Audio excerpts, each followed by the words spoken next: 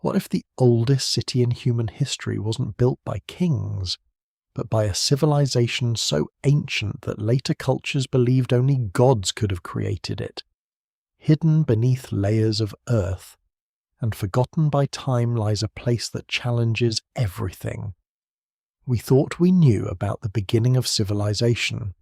Tonight we'll uncover astonishing discoveries, mysterious ruins, and the evidence behind one of history's greatest forgotten cities.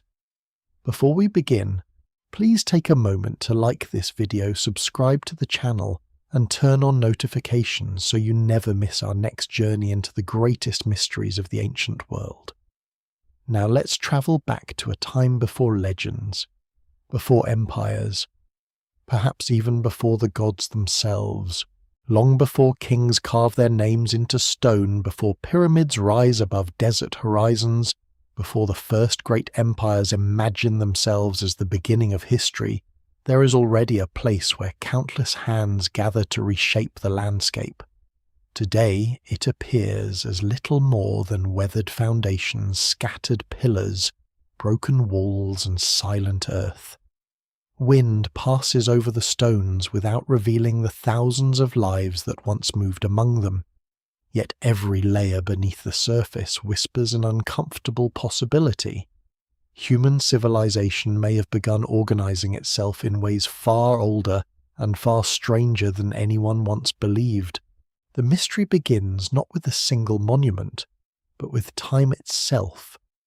Archaeologists are accustomed to fitting discoveries into an expanding timeline. One settlement grows into a village. Villages become towns. Towns eventually become cities. Organized religion follows agriculture. Monumental architecture appears after powerful rulers emerge. Writing develops to manage increasingly complex societies. For generations, this sequence seems sensible, because the archaeological record appears to support it. Then the ground begins telling a more complicated story. Across parts of the ancient Near East, excavations uncover settlements whose foundations stretch back toward the very edge of recorded human memory. Layer after layer descends beneath the feet of modern archaeologists, each older than the one above. Pottery styles change. Stone tools evolve. Animal bones reveal shifting diets. Charcoal preserves forgotten fires. Tiny grains of ancient pollen describe landscapes that no longer exist. Every discovery pushes the occupation of certain places further into the past. One site, however, refuses to fit comfortably into familiar expectations. Its earliest phases belong to an age when writing has not yet been invented. Metal tools remain unknown. Large kingdoms do not yet exist. History in the traditional sense has not even begun. Yet massive stone architecture already appears. Communities gather in numbers once thought impossible for the period. Skilled builders transport enormous blocks across difficult terrain. Ritual spaces emerge with astonishing complexity. The city itself does not leave behind a name that everyone agrees upon. Time erases languages long before alphabets preserve them. What survives instead are foundations, walls carved stone, carefully prepared floors, storage rooms, ceremonial spaces, and thousands upon thousands of ordinary objects discarded by ordinary people. Together they reveal something remarkable. Civilization is not born suddenly beneath the crowns of kings. Instead, it grows slowly through generations of anonymous builders whose names disappear even as their work endures. This realization changes more than archaeology. It changes perspective. For centuries, many cultures imagine that history begins with famous rulers. Ancient chronicles celebrate victorious armies, divine dynasties, magnificent palaces, and powerful gods who shape the destinies of nations. Yet beneath every celebrated kingdom lies an invisible foundation built by countless forgotten communities. Their achievements rarely survive in written memory because they possess no written memory to leave behind. Ironically, this absence makes the surviving evidence even more valuable. Every fragment of worked stone becomes a sentence. Every abandoned hearth becomes a paragraph. Animal bones reveal seasons of hunting and herding. Microscopic plant remains identify crops that feed entire populations. Chemical traces preserved inside pottery indicate meals prepared thousands of years ago. Tiny imperfections in construction expose the practical decisions of builders who never imagine that people living many millennia later will study every detail of their work. The deeper archaeologists dig, the quieter the evidence becomes, yet its significance grows. The earliest occupation layers belong to people standing at an extraordinary turning point in human history. The Great Ice Age has largely withdrawn. Glaciers continue melting in distant mountains. Rivers shift course across broad valleys. Forests expand into regions once dominated by open grassland. Animals migrate as climates stabilize after thousands of years of dramatic fluctuation. Humanity itself is changing alongside the landscape. Groups that once depend almost entirely upon hunting and gathering begin experimenting with something different. Some return repeatedly to particularly favorable locations. Seasonal camps slowly become permanent homes. Wild cereals are harvested more intensively. Certain animals linger near human settlements. Knowledge accumulates across generations. Communities grow larger than previous generations could easily imagine. None of this happens overnight. What survives in the archaeological record suggests an almost invisible transformation extending across centuries. Families teach children where to gather food, where to find reliable water, which stones fracture most cleanly into tools, and how to survive changing seasons. Every generation inherits slightly more knowledge than the one before. Progress is gradual enough that those living through it probably never recognize themselves as participants in a revolution. Yet from the perspective of thousands of years later, the transformation is astonishing. Settlements become places where memory itself begins accumulating. Buildings are repaired instead of abandoned. New homes rise upon older foundations. Burials connect living families to specific locations. Sacred spaces acquire traditions. Landscapes become layered not only with stone but with stories carried entirely through spoken memory. Scholars still debate exactly when a settlement becomes a city. Population alone offers no perfect answer.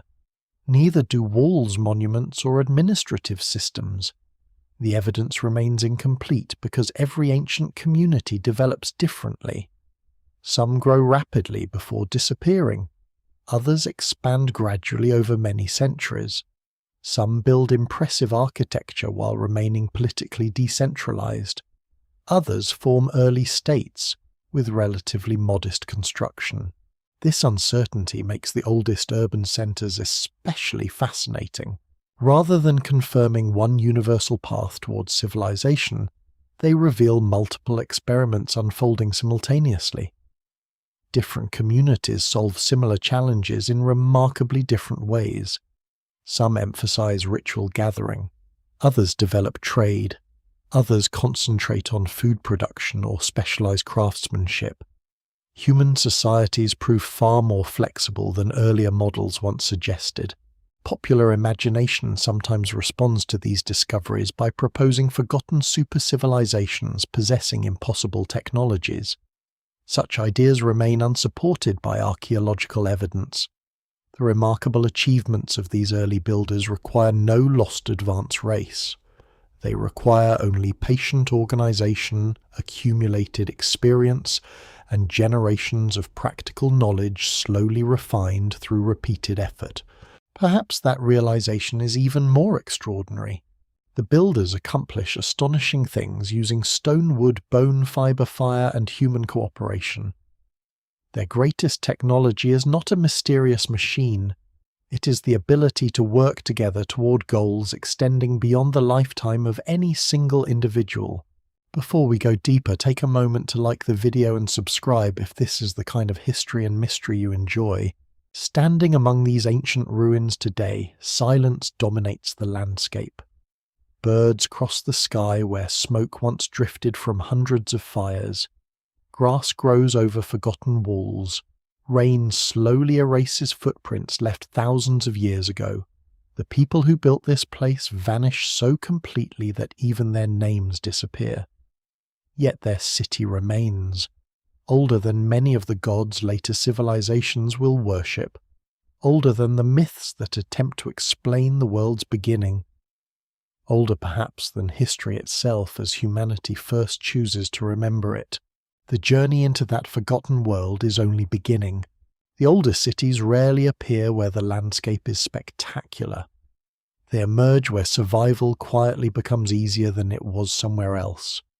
A dramatic mountain may inspire legends and a vast desert may command respect, but neither encourages thousands of people to remain in one place for generations. The true cradle of an enduring settlement is usually far less obvious. It is a valley where water returns every year. It is a hillside protected from floods but close enough to fertile plains. It is a crossroads where distant worlds unknowingly meet. Long before walls are raised or temples are imagined, the land itself has already made the first decision. The city at the center of this story owes its existence to such a landscape. During the closing millennia of the last ice age, the climate across the Near East changes with surprising speed. Cold, dry conditions gradually give way to warmer and wetter environments. Grasslands spread across valleys that had once supported only sparse vegetation. Oak woodlands expand over nearby hills. Pistachio trees, almond groves, and wild figs become increasingly common. Rivers fed by seasonal rains carve dependable routes through the countryside, carrying rich sediments that nourish dense stands of wild cereals. To modern observers, these changes may seem subtle, but to people living entirely from the land, they transform almost every aspect of daily life. Where edible plants grow abundantly, hunting parties no longer need to travel such great distances. Herds of gazelle gather in predictable numbers. Wild sheep and goats browse along rocky slopes. Birds migrate through wetlands that appear each spring. Fish thrive in rivers swollen by melting snow from distant mountains. What had once been a landscape of constant movement slowly becomes a place where remaining in one location is no longer a disadvantage. Archaeological evidence suggests that these environmental changes unfold over centuries rather than decades. Human communities adapt little by little. Temporary camps begin lasting longer each year. Shelters that were once rebuilt every season become sturdier. Storage pits appear beneath house floors, protecting harvested grains from moisture and rodents. Grinding stones become increasingly common, worn smooth by countless hours of processing seeds collected from nearby fields of naturally growing wheat and barley. These wild cereals deserve more attention than they often receive. Long before farming begins in the familiar sense, people are already learning the rhythms of plants. They recognize which hillsides produce the richest harvests after winter rains. They discover the best moment to gather ripening grain before birds consume it. They invent baskets, sickles tipped with carefully shaped flint blades, and methods of drying and storing food through the lean months. None of these practices requires domesticated crops, yet together they represent an extraordinary accumulation of ecological knowledge. What survives in the archaeological record suggests that the landscape itself becomes a vast memory system. Every stream, rocky outcrop, and stand of trees carries practical information passed from one generation to the next. A child does not merely learn where food grows. They learn when the first shoots appear after rain, where predators usually travel, which stones fracture cleanly into blades, and which clay deposits harden best in fire. Knowledge becomes inseparable from place. The valley also occupies an enviable position within a much larger world. Although maps of the time do not exist, the region sits near the meeting point of several ecological zones. To one side stretch fertile plains rich in grasses and game. Beyond them lie broad river systems that eventually connect distant communities. Nearby hills provide timber limestone and high-quality flint. Farther away rise volcanic landscapes where glossy black obsidian can be collected. Still farther are coastal regions offering shells and marine resources that eventually travel astonishing distances inland. This diversity matters because no community possesses every resource it needs. Even before formal trade networks emerge, groups begin exchanging materials across surprisingly long distances. A beautifully shaped obsidian blade found in one settlement may originate hundreds of kilometers away. Decorative shells discovered far inland once rested beneath warm coastal waters. Pigments used in ritual spaces sometimes come from geological formations, visible only after journeys lasting many days. Such discoveries reveal that prehistoric people are far less isolated than earlier generations of scholars imagined.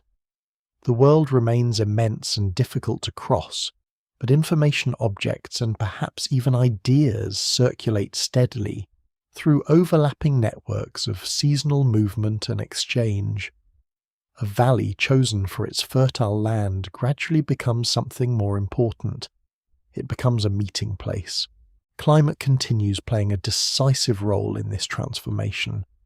Around 12,000 years ago, the Near East experiences a sharp return to colder, drier conditions during an episode known today as the Younger Dryas. Rainfall decreases across many regions. Wild cereals become less dependable. Some settlements are abandoned while others struggle to adapt. For decades, researchers believed this climatic reversal delayed the development of permanent communities. More recent evidence paints a subtler picture. Scholars still debate exactly how different regions responded, but many archaeologists now suggest that environmental stress may have encouraged innovation rather than simply causing collapse. Communities facing less predictable harvests begin managing favoured plant species more carefully. They harvest selectively, protect valuable patches of vegetation, and perhaps unknowingly encourage traits that later characterize domesticated crops.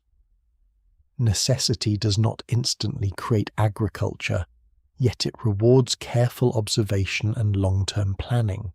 The evidence remains incomplete, but pollen preserved in ancient sediments, microscopic silica traces left on stone tools, and the changing proportions of plant remains recovered from excavations all hint at an increasingly intimate relationship between humans and the landscapes they occupy.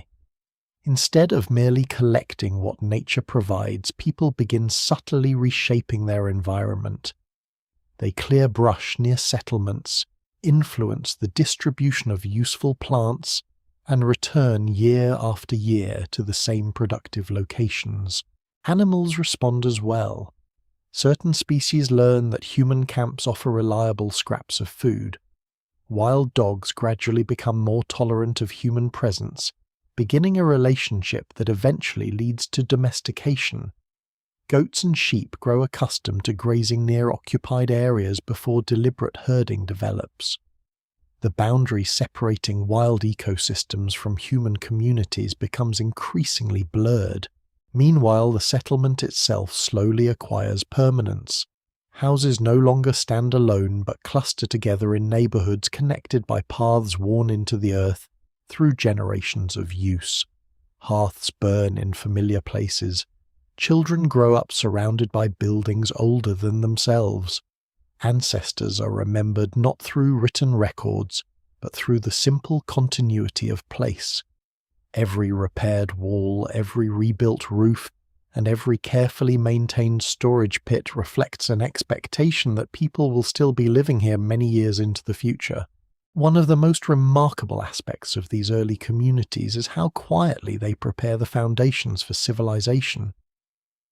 There is no single revolutionary invention that transforms wandering bands into urban societies. Instead, countless practical decisions accumulate over centuries. A better method of storing grain reduces hunger. Reliable water sources encourage larger gatherings. Shared rituals strengthen cooperation. Seasonal exchanges bring unfamiliar materials and new techniques. Every improvement appears modest in isolation. Together they alter the trajectory of human history. Looking across the valley today, it is difficult to imagine the abundance that once existed. Rivers have shifted course, forests have retreated. Fields cultivated for thousands of years bear little resemblance to their prehistoric ancestors. Yet beneath the soil lies an enduring archive of environmental change. Seeds no larger than grains of sand, fragments of charcoal from forgotten fires, and the bones of hunted animals preserve the story of a landscape that quietly invited humanity to stay. Long before rulers claimed divine authority or priests proclaimed the will of powerful gods, the land itself became the first architect of the ancient city. It offered water, fertile ground, stone timber, and opportunity. The people who accepted that invitation could not have known they were laying the earliest foundations of one of history's greatest transformations. They simply responded season after season to a place that made permanence possible, and in doing so they began creating a world unlike any that had existed before. The first builders leave behind no royal names, no carved chronicles, and no monuments celebrating individual achievement. If they speak across the thousands of years separating their world from the present, they do so through chipped stone, worn floors, broken tools, and the quiet geometry of their settlements. Their silence is one of the greatest challenges facing archaeology. Almost everything known about them must be reconstructed from physical traces rather than written testimony. Even so, the picture that gradually emerges is surprisingly detailed. It reveals a society that is neither primitive nor fully urban, but something far more interesting, a community standing at the threshold between two different ways of being human. The people who gather in this ancient city almost certainly descend from generations of hunter-gatherers who have spent millennia adapting to changing climates. Their ancestors know how to track migrating herds across immense distances, identify hundreds of edible plants, navigate rugged landscapes without maps, and survive seasons of abundance as well as scarcity. Those skills do not disappear when permanent settlements begin to grow. Instead, they become part of a new and more complex way of life. Excavated animal bones demonstrate that hunting remains essential. Gazelle continue providing much of the meat consumed in many early settlements. Wild cattle roam nearby plains. Deer browse woodland edges. Birds are trapped during seasonal migrations. Fish are caught from rivers using techniques that leave only subtle archaeological traces. Even as communities become more permanent, they do not suddenly abandon the knowledge accumulated during countless generations of mobile living. At the same time, signs of increasing stability appear almost everywhere archaeologists look. Grinding stones become larger and more numerous, indicating the regular processing of grain. Storage facilities expand, suggesting that food is being preserved over longer periods. Houses become sturdier, their walls repaired repeatedly, rather than rebuilt from scratch after each season. What survives in the archaeological record suggests that permanence is becoming a cultural expectation rather than an occasional convenience. One of the most revealing discoveries concerns the houses themselves. Many are built with remarkable consistency. Rectangular rooms begin replacing the circular structures common in earlier periods across parts of the Near East. Thick walls made from carefully shaped stone foundations support mud brick superstructures. Floors are plastered smooth with extraordinary care, sometimes receiving multiple fresh layers over many years. Such maintenance requires labour planning and cooperation. A house is no longer simply a shelter from the weather. It becomes a lasting investment. Inside these homes, life unfolds with rhythms that remain surprisingly familiar despite the enormous gulf of time. Fires burn in central hearths where meals are prepared. Stone querns grind grain into coarse flour. Bone needles repair clothing fashioned from animal hides and woven fibres. Flint blades are sharpened again and again until they become too small to use. Children learn practical skills by watching older family members rather than through formal instruction. Elderly individuals preserve memories of seasons, migrations, and ceremonies extending back decades. Archaeologists occasionally recover tiny objects that make these vanished lives feel unexpectedly immediate. Fingerprints impressed into drying clay reveal the presence of both adults and children. Worn stone beads polished by years of contact with skin hint at ornaments passed between generations. Broken figurines, fragments of baskets preserved by unusual conditions and discarded food, remains provide fleeting glimpses of ordinary routines that rarely appear in grand narratives of history. Yet the settlement is more than a collection of independent households. Evidence increasingly suggests a remarkable degree of social coordination. Buildings follow recognizable patterns. Shared spaces are maintained. Construction projects require many people working together over extended periods. Raw materials arrive from distant regions. Food must be gathered, stored, and distributed in ways that allow large populations to survive seasonal shortages. Exactly how such cooperation is organized remains one of the great unanswered questions. Scholars still debate whether leadership already exists in recognizable forms. Some argue that respected elders, experienced hunters, or ritual specialists guide communal decisions without exercising permanent political authority. Others believe increasingly complex settlements require more structured forms of organization than the archaeological evidence can directly reveal. The evidence remains incomplete because authority leaves few unmistakable traces before written administration develops.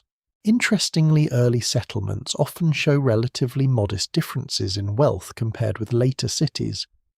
Houses are broadly similar in size. Burials rarely contain the spectacular displays of luxury associated with powerful kings thousands of years later. This does not necessarily mean society is completely equal, but it suggests that dramatic social hierarchies have not yet become firmly established. Prestige may depend more upon knowledge, skill, generosity, or ritual responsibilities than inherited political power. Burial practices offer another window into these forgotten communities. In several early Near Eastern settlements, deceased family members are interred beneath house floors. Living generations continue occupying the same buildings, while ancestors rest only a short distance below. This practice creates an intimate connection between memory and place. A home becomes not merely where a family lives, but where its history remains physically present beneath every step. Some skulls receive especially careful treatment after burial.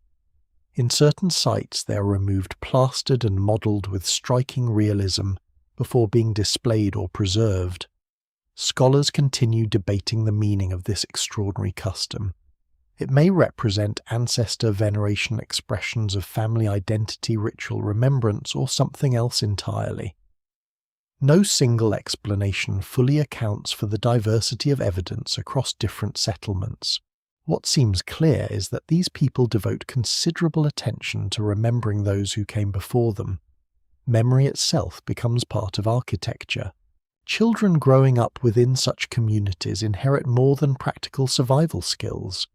They inherit stories attached to particular houses, hearths, and gathering places.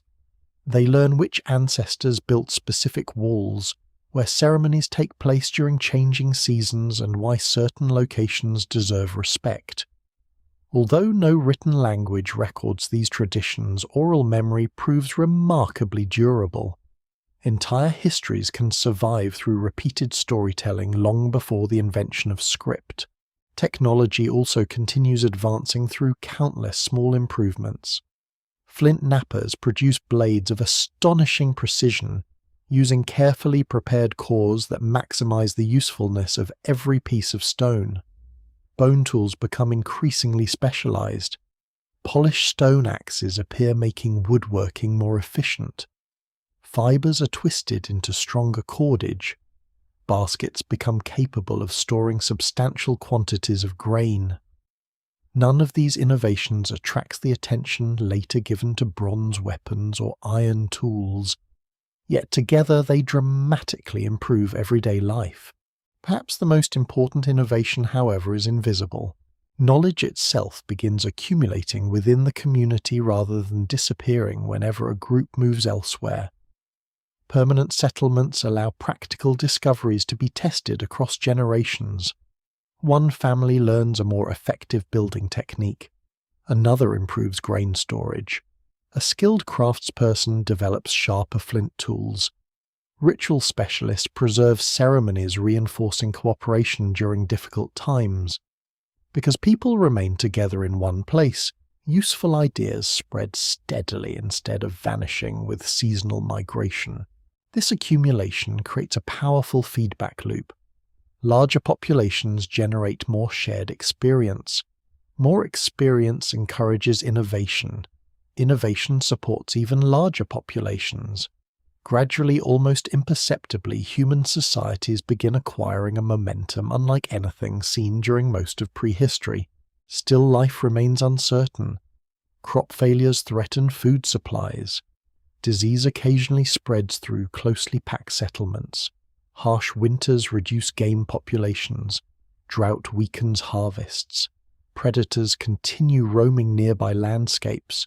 Without modern medicine, even minor injuries may become fatal. Survival depends not only upon individual skill, but upon the willingness of neighbors to cooperate through periods of hardship. It is precisely this balance between vulnerability and cooperation that makes these early builders so remarkable. They possess neither written law nor centralized states, yet they sustain communities large enough to undertake projects once believed impossible for their age. The foundations of the ancient city are not built by mythical giants or forgotten superhuman civilizations. They're built by ordinary people whose greatest achievement is learning that the future can be constructed collectively, one carefully placed stone at a time. By the time the settlement reaches its next stage of development, those humble decisions will begin producing structures so ambitious that they continue to astonish archaeologists many thousands of years later. Stone is patient. It records decisions that wood forgets, and that woven reeds can never preserve. Thousands of years after roofs have collapsed, plaster has dissolved, and every wooden beam has returned to the soil, the stone foundations remain, where ancient hands placed them. They reveal not only where people lived, but how they thought. As archaeologists expose deeper layers of the ancient city, one realization becomes increasingly difficult to ignore. These builders are attempting projects far beyond the practical needs of simple survival. At first glance, the settlement appears modest enough. Individual houses cluster together in dense neighborhoods. Narrow passageways connect one area to another. Storage spaces sit beside living quarters. Hearths occupy familiar positions within domestic buildings. Yet woven through these ordinary structures are constructions that demand an entirely different level of planning. Massive walls require thousands of carefully selected stones. Large public spaces interrupt the otherwise crowded arrangement of homes. Foundations extend with remarkable precision across uneven ground. Such architecture cannot be explained by spontaneous effort alone. Even a relatively small stone wall represents an enormous investment of labor in an age without metal tools, wheeled vehicles or draft animals capable of hauling heavy loads. Every block must first be identified within nearby outcrops. Stoneworkers shape rough surfaces using hammerstones fashioned from even harder rock. Others prepare pathways for transport. Teams of labourers pull the finished blocks using ropes made from twisted plant fibres or animal hide. Wooden rollers may occasionally assist where terrain allows, although direct archaeological evidence for their use in the earlier settlements remains limited. Each step consumes time. Every mistake costs energy. Unlike later civilizations equipped with bronze chisels and organized state labor forces, these early builders possess only the simplest technologies. Yet simplicity should never be confused with lack of skill. Flint tools, when expertly crafted, are astonishingly sharp. Stone hammers used with precision can split limestone along natural fractures. Wooden levers multiply human strength. Fire and water may be used to weaken particularly stubborn rock. None of these methods is revolutionary on its own. Together they allow surprisingly ambitious construction. Experimental archaeologists have demonstrated that prehistoric building techniques, though labour-intensive, are entirely capable of producing sophisticated architecture. Recreating ancient methods has revealed that careful planning often matters more than advanced technology. A well-organized team using simple tools can accomplish work that initially appears impossible to modern observers. This insight helps explain one of archaeology's recurring lessons. Ancient people are frequently underestimated until physical evidence forces those assumptions to change. Within the settlement, construction follows patterns suggesting long-term planning rather than isolated bursts of activity. Buildings align with existing structures instead of ignoring them. New foundations respect earlier pathways. Older walls are incorporated into later designs whenever practical. This continuity implies that knowledge of the settlement's layout is preserved across generations. Builders understand not only how to construct individual buildings, but how each addition fits into an evolving urban landscape. The city begins to resemble something organic. Rather than expanding according to a single master plan, it grows much like a living forest. Individual structures appear mature, are repaired repeatedly, and eventually disappear beneath new construction. Over centuries, the ground itself rises as one generation builds directly upon the remains of another. Archaeologists refer to these accumulated layers as a tell, an artificial mound, created entirely through repeated human occupation. Some tells in the Near East contain dozens of successive settlement levels, each preserving a chapter of history stacked beneath the next. Standing atop such a mound today means standing above thousands of years of uninterrupted human activity. Every meter below the surface represents countless forgotten lives. A collapsed roof becomes the foundation for another floor. Rubble fills abandoned rooms before new walls rise above them. Ash from cooking fires mixes with broken pottery, discarded tools and household refuse. Slowly, almost invisibly, the city lifts itself higher through the accumulation of its own past. Among the most striking architectural achievements are the carefully prepared floors found in many buildings. Far from being simple packed earth, some are covered with fine lime plaster, polished until almost smooth enough to reflect light. Producing such surfaces requires considerable effort. Limestone must be heated to extremely high temperatures, crushed mixed with water and spread before hardening.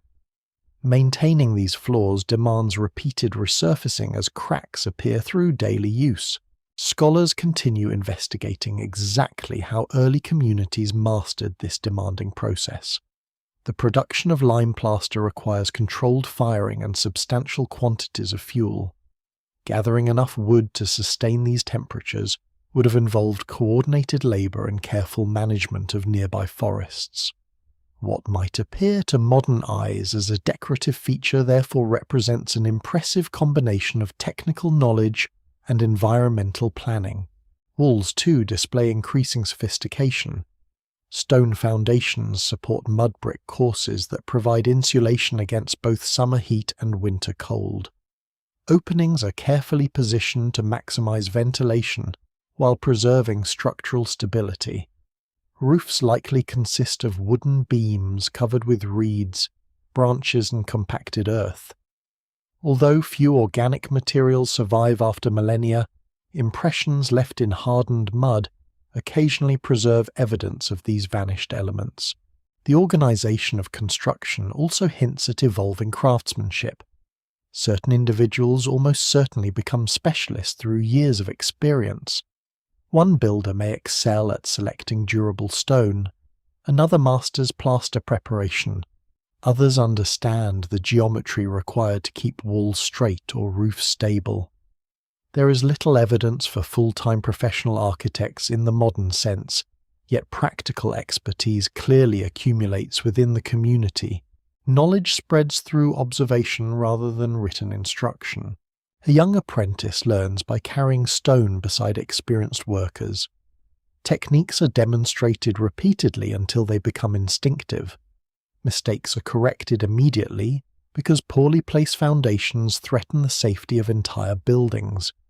Every completed project becomes a classroom for the next generation. As the city expands, communal spaces become increasingly significant. Not every structure serves as a private residence. Larger buildings suggest activities extending beyond individual families. Some may function as gathering places during seasonal ceremonies. Others perhaps store surplus food collected from multiple households. The exact purpose of many remains uncertain, but their existence indicates that the settlement's social life is becoming more complex.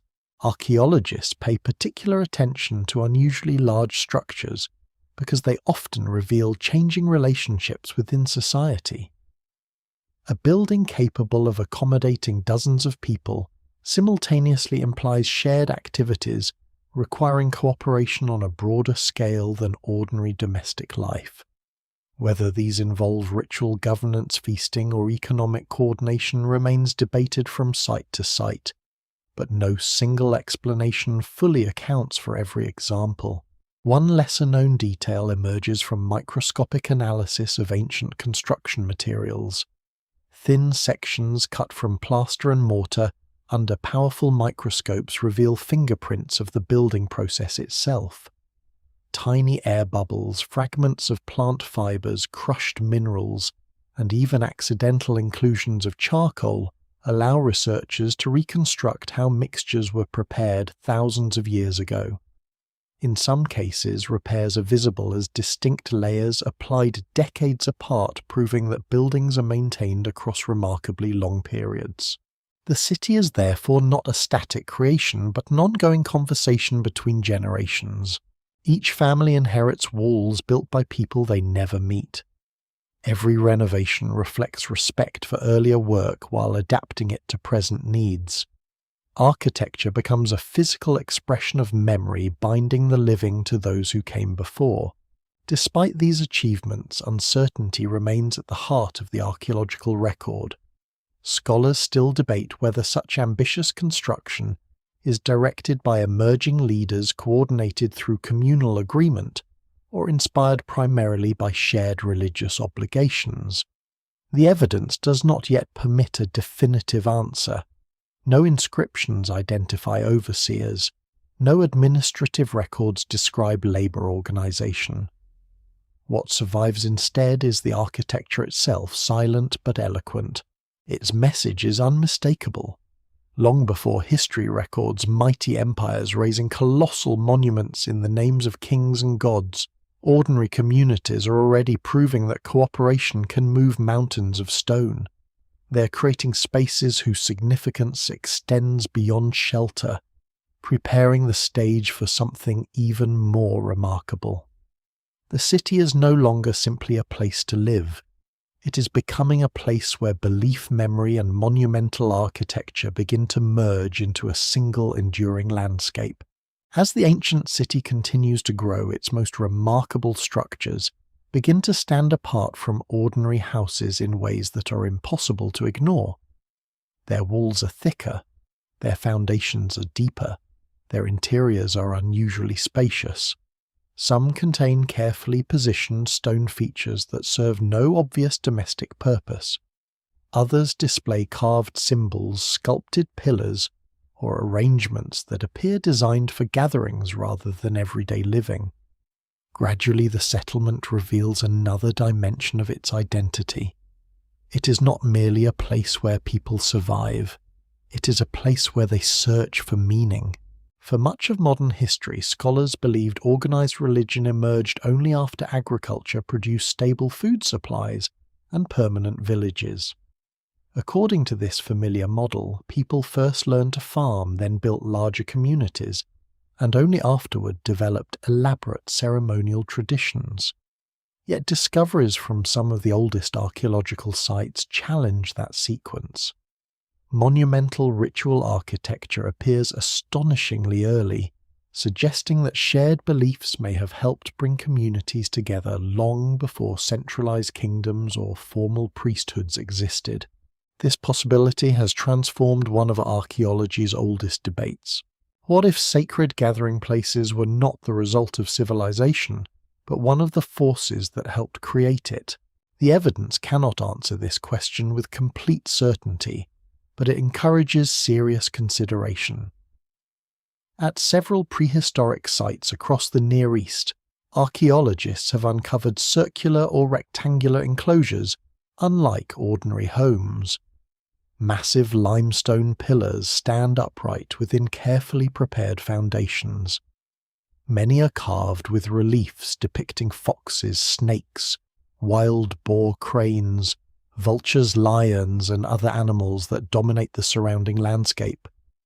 The carvings display a level of artistic confidence that surprises even experienced researchers. These are not random decorations. The animals appear repeatedly, often arranged with deliberate care. Some creatures are dangerous predators, others are important sources of food. Still others seem chosen for symbolic rather than practical reasons. Their repetition hints at a shared visual language whose full meaning has long since disappeared. Scholars still debate exactly what these images represent. They may embody powerful spirits associated with particular animals. They may commemorate seasonal migrations or successful hunts. They could symbolize clans, myths, or ancestral traditions now forever lost. No single explanation fully accounts for every carving, and without written records, the original intentions remain beyond complete recovery.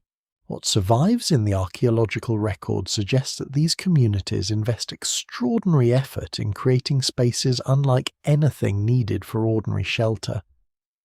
Large pillars weighing several tons are quarried-shaped, transported and raised upright, using little more than stone tools, wooden supports, ropes, and coordinated human labor.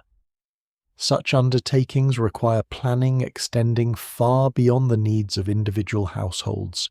Some researchers estimate that dozens, perhaps even hundreds of people participate in certain construction projects. Food must be gathered to support workers. Stone must be extracted from nearby quarries with remarkable precision. Teams coordinate lifting and positioning techniques that rely entirely upon human strength and practical engineering. None of these achievements demands advanced lost technology. They demand something arguably more impressive: sustained cooperation among communities whose members possess no written contracts, no centralized bureaucracy, and no mechanical machinery. The willingness to devote so much energy to ceremonial architecture reveals something profound about the human mind. Survival alone is never enough. Even among societies living close to the uncertainties of nature, people invest time in ritual memory symbolism and shared identity. These activities may appear intangible, yet they produce very real social consequences. Imagine groups arriving from surrounding valleys during particular seasons. Fires illuminate stone enclosures as darkness settles across the hills. Freshly hunted game is prepared for communal feasts. Stories passed through generations are recited by memory. Young members of the community witness ceremonies that connect them to ancestors they never meet. Marriages may be arranged between distant families. Knowledge of changing landscapes, migrating animals, and useful resources is exchanged alongside ritual traditions. None of these scenes can be reconstructed with complete certainty. The evidence remains incomplete, and archaeologists must avoid filling every gap with confident speculation. Yet the scale of the ceremonial spaces strongly suggests that they accommodate gatherings extending beyond individual households. They are places where social bonds are strengthened as much as spiritual beliefs. One particularly fascinating clue comes from the remains of ancient feasting. Excavations at several early ritual sites uncover enormous quantities of animal bones, often representing species hunted in large numbers. Cut marks reveal systematic butchering. Burned fragments indicate cooking over substantial fires. Specialized stone vessels may have held food or drink prepared for communal events. Rather than ordinary daily meals, these deposits suggest periodic gatherings involving unusually large groups of people. Feasting serves important purposes in many traditional societies around the world. Shared meals reinforce alliances, reduce tensions between neighboring groups, celebrate seasonal events, and establish obligations of generosity. Such practices leave lasting impressions upon memory even when no written records exist. It is entirely possible that the earlier ceremonial centers combine practical cooperation with symbolic meaning in ways impossible to separate neatly. Architecture itself contributes to these experiences. Some enclosures are designed so that towering pillars dominate the interior space, creating a powerful visual effect as visitors enter. Carefully shaped stone benches line certain walls. Open central areas remain free of permanent obstacles, perhaps accommodating gatherings, processions, or ritual performances. The arrangement of structures suggests intentional planning rather than casual construction. The pillars themselves deserve closer attention. In several examples, they are carved into distinctive T-shaped forms, unlike ordinary standing stones. Some researchers interpret these shapes as highly stylized human figures. Arms are carved along the sides, hands meet across the front, belts and loincloths appear in relief. If this interpretation is correct, the pillars represent enormous abstract human beings silently overlooking the ceremonial space. Whether these figures symbolize ancestors, supernatural beings, respected leaders, or something entirely different remains uncertain. Scholars continue debating their meaning because no accompanying texts survive to explain them. Yet even stripped of interpretation, the artistic achievement is extraordinary. The sculptors understand proportion symmetry and the expressive power of simplified forms long before monumental stone art becomes common elsewhere. Religion in these early communities almost certainly differs dramatically from the organized faiths familiar today. There is no evidence of formal scriptures, codified theology, or permanent temple hierarchies in the earliest phases. Instead, belief likely exists as an inseparable part of daily life. Hunting, planting, birth, death, changing seasons, and the movements of animals all possess symbolic significance, woven into practical experience. This blending of sacred and ordinary life may explain why separating temples from houses becomes so difficult at certain archaeological sites. Ritual does not necessarily occur only in dedicated buildings. It may unfold within homes, courtyards, burial spaces, and communal gathering places simultaneously. The boundary between everyday existence and spiritual practice is far less rigid than later civilizations often assume. One lesser-known discovery strengthens this impression. Chemical analyses of ancient floors occasionally detect repeated applications of pigments, ash, and organic materials in patterns inconsistent with simple domestic use. These traces may represent ritual activities carried out over generations. Tiny residues invisible to the naked eye preserve echoes of ceremonies that ended more than 10,000 years ago. As these practices continue, the city acquires a reputation extending far beyond its immediate surroundings. People travel considerable distances not merely for resources, but perhaps for shared ceremonies, seasonal festivals, or important communal events.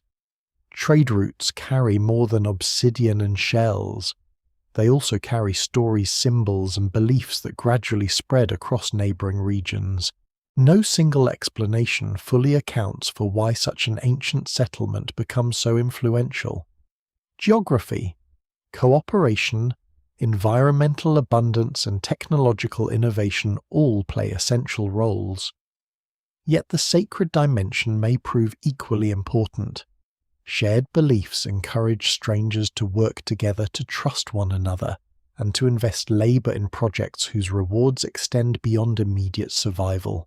Long before kings claim to rule by divine authority, before myths speak of mighty gods founding cities, ordinary people are already creating places where stone memory and belief become inseparable. In those quiet, ceremonial spaces surrounded by towering pillars and carved animals whose meanings remain elusive, humanity begins constructing not only monuments, but a shared vision of the world, one capable of uniting hundreds of individuals into a community whose influence will echo far beyond its own forgotten age. Centuries pass, and the people who first raise these remarkable stone structures disappear into the anonymity that claims nearly every prehistoric community. Their language vanishes, their ceremonies fall silent, the exact meanings behind carved animals and towering pillars are forgotten even by those who eventually settle upon the same land. Yet something unexpected survives, not the details, but the echoes. Across the ancient world, civilizations begin telling stories about cities founded before memory-sacred hills, where heaven and earth first meet floods that erase earlier peoples and mysterious ancestors who possess wisdom beyond that of ordinary humans.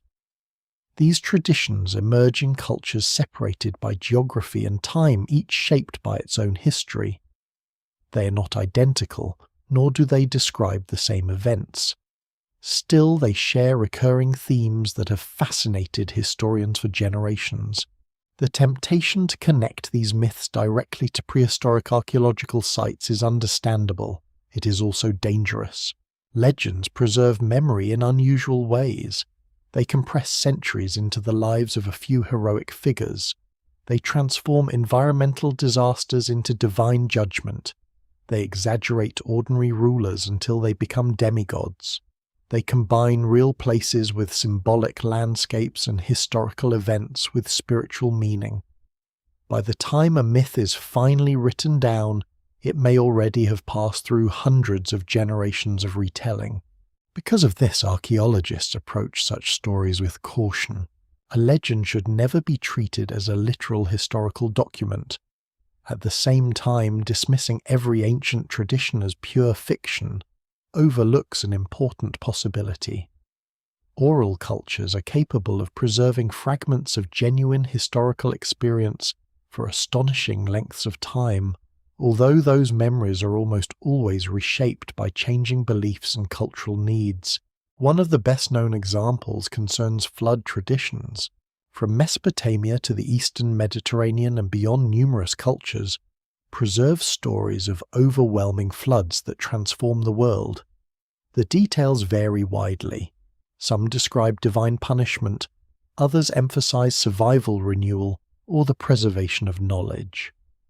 No single flood account can be linked directly to one prehistoric event, and mainstream scholarship does not support the idea of a single global catastrophe remembered by every civilization.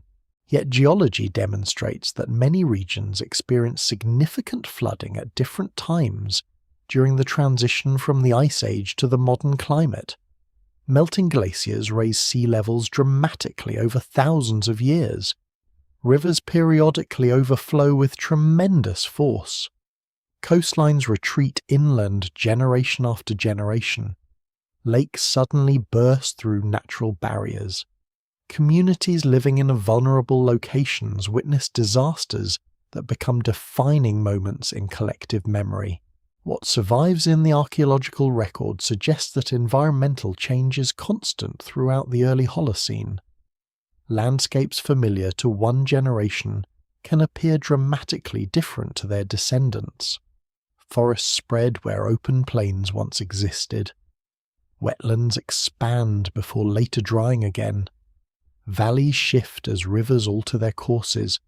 For people whose lives are intimately connected to particular places, such transformations are unforgettable.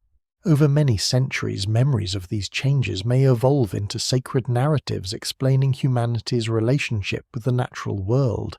Creation stories reveal similar patterns. Many ancient societies describe a time before organized civilization, when powerful beings establish order from chaos. Mountains become sacred because they appear closer to the heavens. Springs are revered because they sustain life. Certain stones or unusual rock formations acquire spiritual importance simply through generations of repeated attention. None of this requires direct continuity from a single prehistoric city. Human communities living in similar environments often develop comparable symbolic traditions independently. Nevertheless, archaeologists increasingly recognize that some sacred landscapes remain significant across astonishing spans of time. There are places in the Near East where religious activity continues for thousands of consecutive years. One culture abandons a ceremonial site only for another to establish its own sanctuary nearby centuries later. Temples replace shrines. Shrines replace open-air gathering places. Later civilizations often have no accurate knowledge of the earliest builders, yet they still sense that certain locations possess unusual importance. The ancient city at the center of this story may belong to this remarkable category. Long after its original purpose fades from memory, the surrounding landscape continues attracting people. New settlements appear, old structures are reused or deliberately buried. Sacred traditions evolve while preserving only the faintest echoes of their origins. By the time written history finally emerges in Mesopotamia several thousand years later, the earliest builders have become unimaginably distant ancestors. This vast gulf in time is difficult to appreciate today. The interval separating the builders of some of the oldest ceremonial sites from the first written myths is greater than the distance separating the Roman Empire from the modern world. Entire civilizations rise and disappear during that span. Languages evolve beyond recognition. Political systems emerge and collapse repeatedly. Cultural identities transform countless times. Expecting ancient myths to describe prehistoric events with historical precision is therefore unrealistic. Even so, certain recurring images remain intriguing. Sacred trees appear in traditions across the Near East, symbolizing life renewal and the connection between earth and sky. Birds frequently serve as messengers between worlds. Serpents embody both danger and transformation. Bulls represent strength and fertility.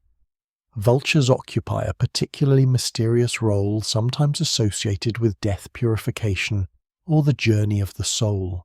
Interestingly, many of these same animals appear prominently in prehistoric carvings discovered at early ceremonial centers. Scholars still debate whether this reflects direct cultural continuity, or simply the enduring symbolic importance of animals familiar throughout the region.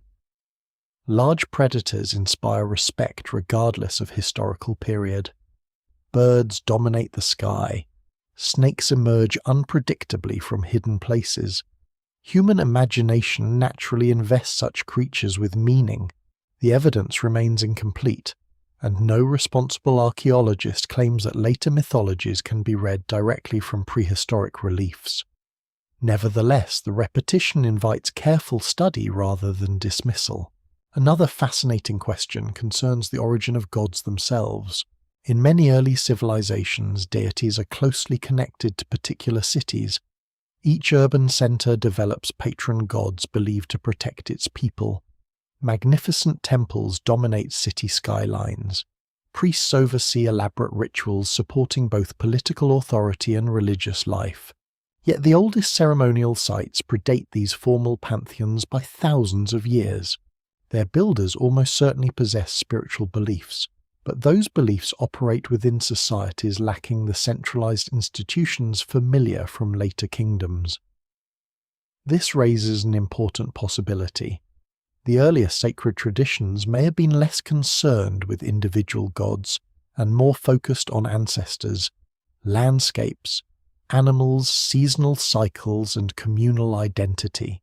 Over countless generations, such beliefs could gradually evolve into increasingly complex mythological systems. This process is impossible to trace in complete detail because written evidence arrives so late. Still, archaeology reveals enough continuity to suggest that religion develops gradually, rather than appearing suddenly in fully formed temples governed by powerful priesthoods. One lesser-known clue comes from pigments found on certain prehistoric sculptures and architectural elements. Although weather has removed most visible traces, microscopic analysis indicates that many carvings were once brightly painted. Reds made from iron-rich ochre blacks derived from charcoal or manganese, and occasional whites from lime plaster, would have transformed ceremonial spaces into vivid environments, unlike the pale stone ruins seen today. Visitors entering these sanctuaries would not experience silent grey monuments. They would encounter colourful pillars illuminated by firelight-carved animals emerging from painted surfaces and carefully arranged spaces designed to leave lasting impressions. Such settings undoubtedly shaped stories repeated around evening fires long after ceremonies ended. Some of those stories disappeared forever. Others may have travelled across generations, slowly changing as languages evolved and societies transformed. By the time scribes eventually pressed wedge-shaped signs into wet clay tablets, fragments of memories thousands of years older may already have become legends of forgotten founders, sacred mountains and worlds that existed before the Age of Kings. No single explanation fully accounts for these remarkable connections. Archaeology cannot confirm every legend and mythology cannot replace physical evidence. Yet together they reveal something profoundly human. Long before history is written, people are already trying to understand where they come from, why certain places matter, and how the distant past continues shaping the present. The ancient city leaves behind no surviving book to answer those questions. Instead, it leaves stones, landscapes, and perhaps the faintest echoes of stories that outlive even the civilizations that first told them. As the ancient city grows in influence, another transformation unfolds almost invisibly beyond its walls. Paths worn by generations of hunters begin carrying something more than people searching for game. River crossings become places where unfamiliar faces meet. Mountain passes once used only during seasonal migrations slowly develop into reliable corridors of exchange.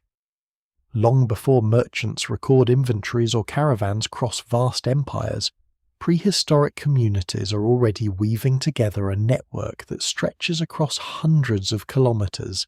The remarkable aspect of these early connections is not merely their existence, but their scale. Archaeologists examining the contents of some of the oldest settlements repeatedly discover materials that could never have originated nearby.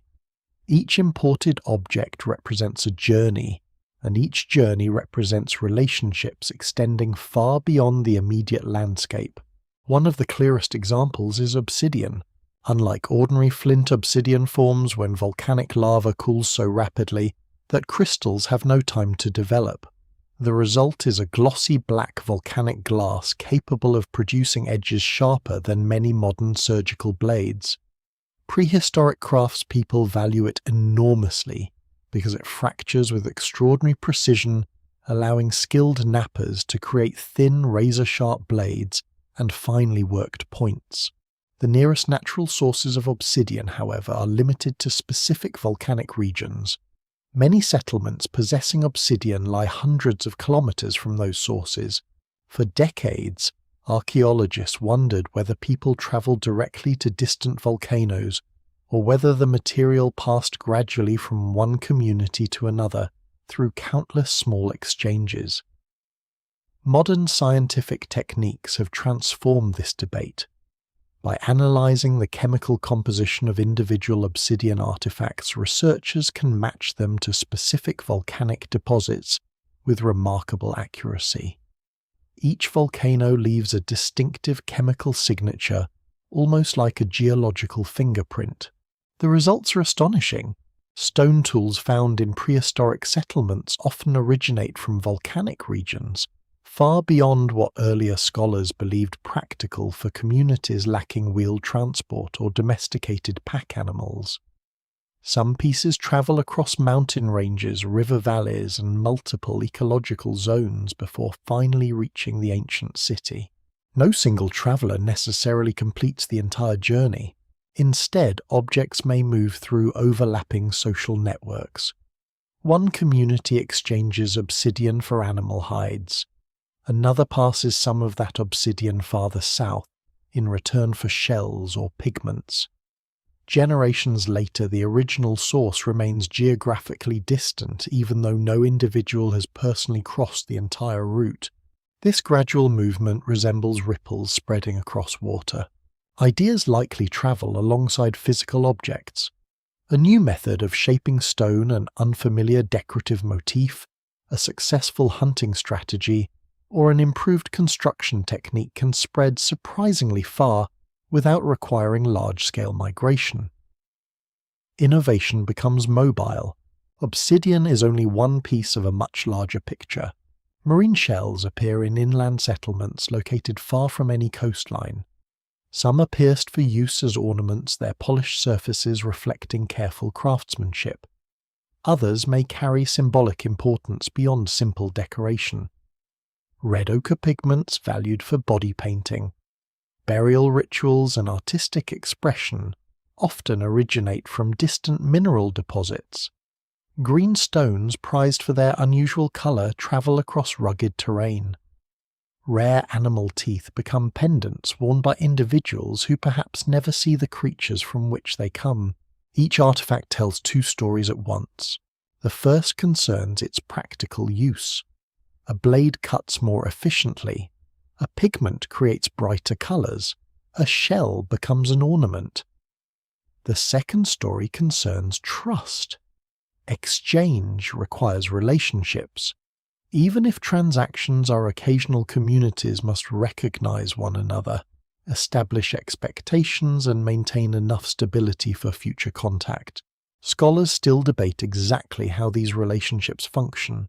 Some archaeologists favor seasonal gatherings during which multiple groups exchange goods, while participating in ceremonies, feasts, and marriage alliances. Others argue for more continuous interaction, maintained by neighboring communities passing materials from one region to another. The archaeological evidence supports elements of both models, and no single explanation fully accounts for every discovery.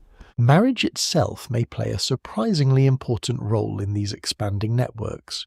Genetic studies of ancient human remains increasingly suggest that prehistoric communities often avoid prolonged isolation. Individuals sometimes move between settlements carrying not only their genes, but also knowledge, customs, and social connections. Such mobility reduces the risks associated with inbreeding while strengthening alliances across wider regions. The city therefore becomes more than a destination. It becomes a crossroads where different experiences converge. Visitors arriving from distant valleys bring unfamiliar stories about changing climates, migrating herds, successful harvesting techniques, and newly discovered resources. Craftspeople compare methods.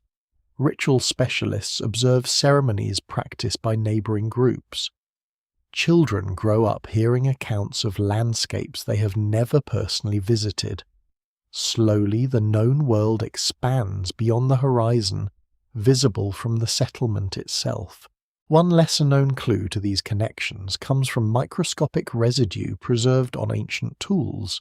Stone blades occasionally retain traces of plant fibers, animal proteins, resins, or adhesives invisible without modern laboratory analysis. These residues reveal surprisingly specialized activities. Some blades cut reeds harvested from wetlands. Others process animal hides using sophisticated techniques. Certain tools carry traces of bitumen transported from naturally occurring deposits, located considerable distances away. Bitumen deserves particular attention. This naturally occurring form of petroleum serves numerous purposes in prehistoric societies. Heated and softened, it becomes an effective adhesive for attaching stone blades to wooden handles. It also waterproofs baskets, seals containers, and perhaps even plays a role in ritual practices. Because usable bitumen occurs only in specific geological locations, its presence within distant settlements provides further evidence for long-distance exchange. Trade during this period is not driven by profit in the modern sense. There are no marketplaces lined with permanent stalls, no minted coins, and no written contracts guaranteeing payment. Exchange operates within social relationships, where generosity, obligation, and reputation often matter as much as material value. A gift creates expectations of future reciprocity. Hospitality establishes alliances. Shared ceremonies reinforce trust between communities separated by considerable distances. This system may appear fragile, yet it proves remarkably resilient. Over centuries, these informal networks become conduits through which technological innovations spread. The cultivation of certain plants expands from one region to another. Animal management techniques gradually diffuse across neighboring communities. Architectural ideas travel with builders and visitors. Symbolic motifs appear in multiple settlements despite considerable geographic separation. Archaeologists occasionally discover nearly identical styles of beads, figurines, or carved decorations hundreds of kilometers apart.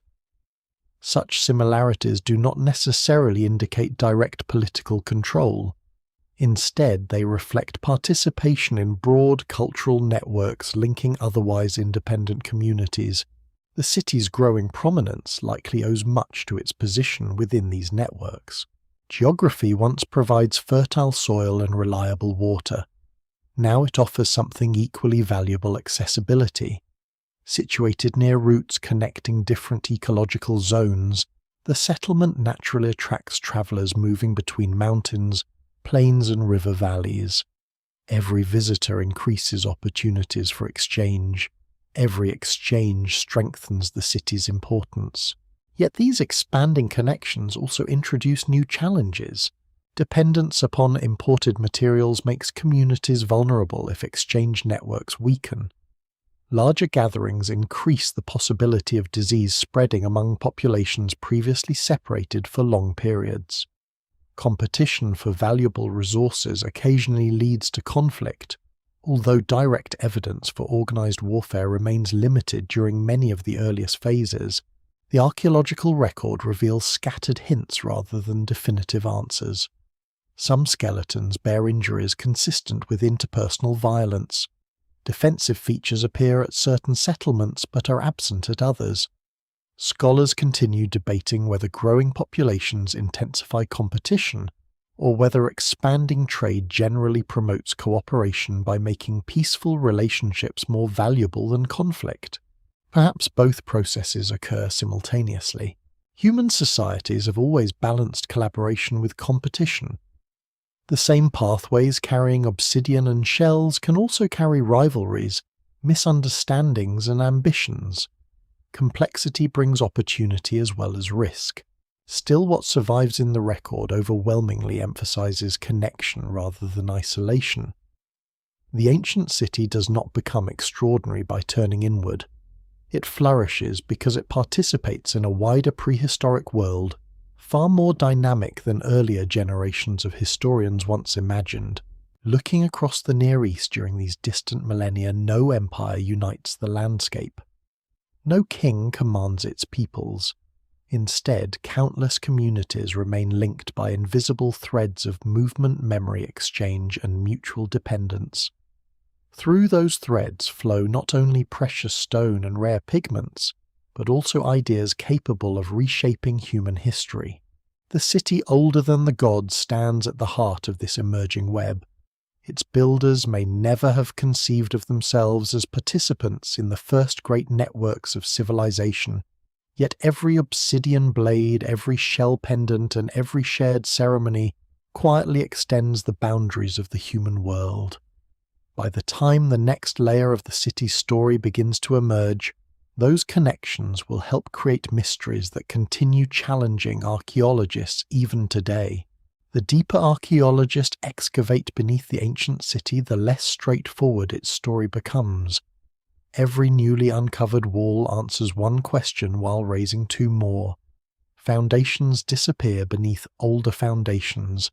Carefully built structures are deliberately buried rather than abandoned. Doorways lead nowhere because later generations seal them with stone. Entire buildings vanish beneath layers of earth that seem to have been placed there intentionally. Instead of revealing a simple sequence of growth, the city presents itself as a carefully edited memory, with some chapters preserved and others deliberately concealed. One of the greatest surprises comes from the simple realization that prehistoric people sometimes bury monumental architecture on purpose. At first, this idea seems almost impossible. Modern societies usually abandon buildings through disaster, neglect, or gradual decay. Ancient monuments collapse because earthquakes strike, invading armies destroy them, or natural erosion slowly wears them away. Yet at several important prehistoric ceremonial sites, archaeologists encounter something very different. Massive enclosures are not merely left to deteriorate. They are systematically filled with soil, broken stone, animal bones, fragments of tools and other materials until the towering structures disappear beneath the surface.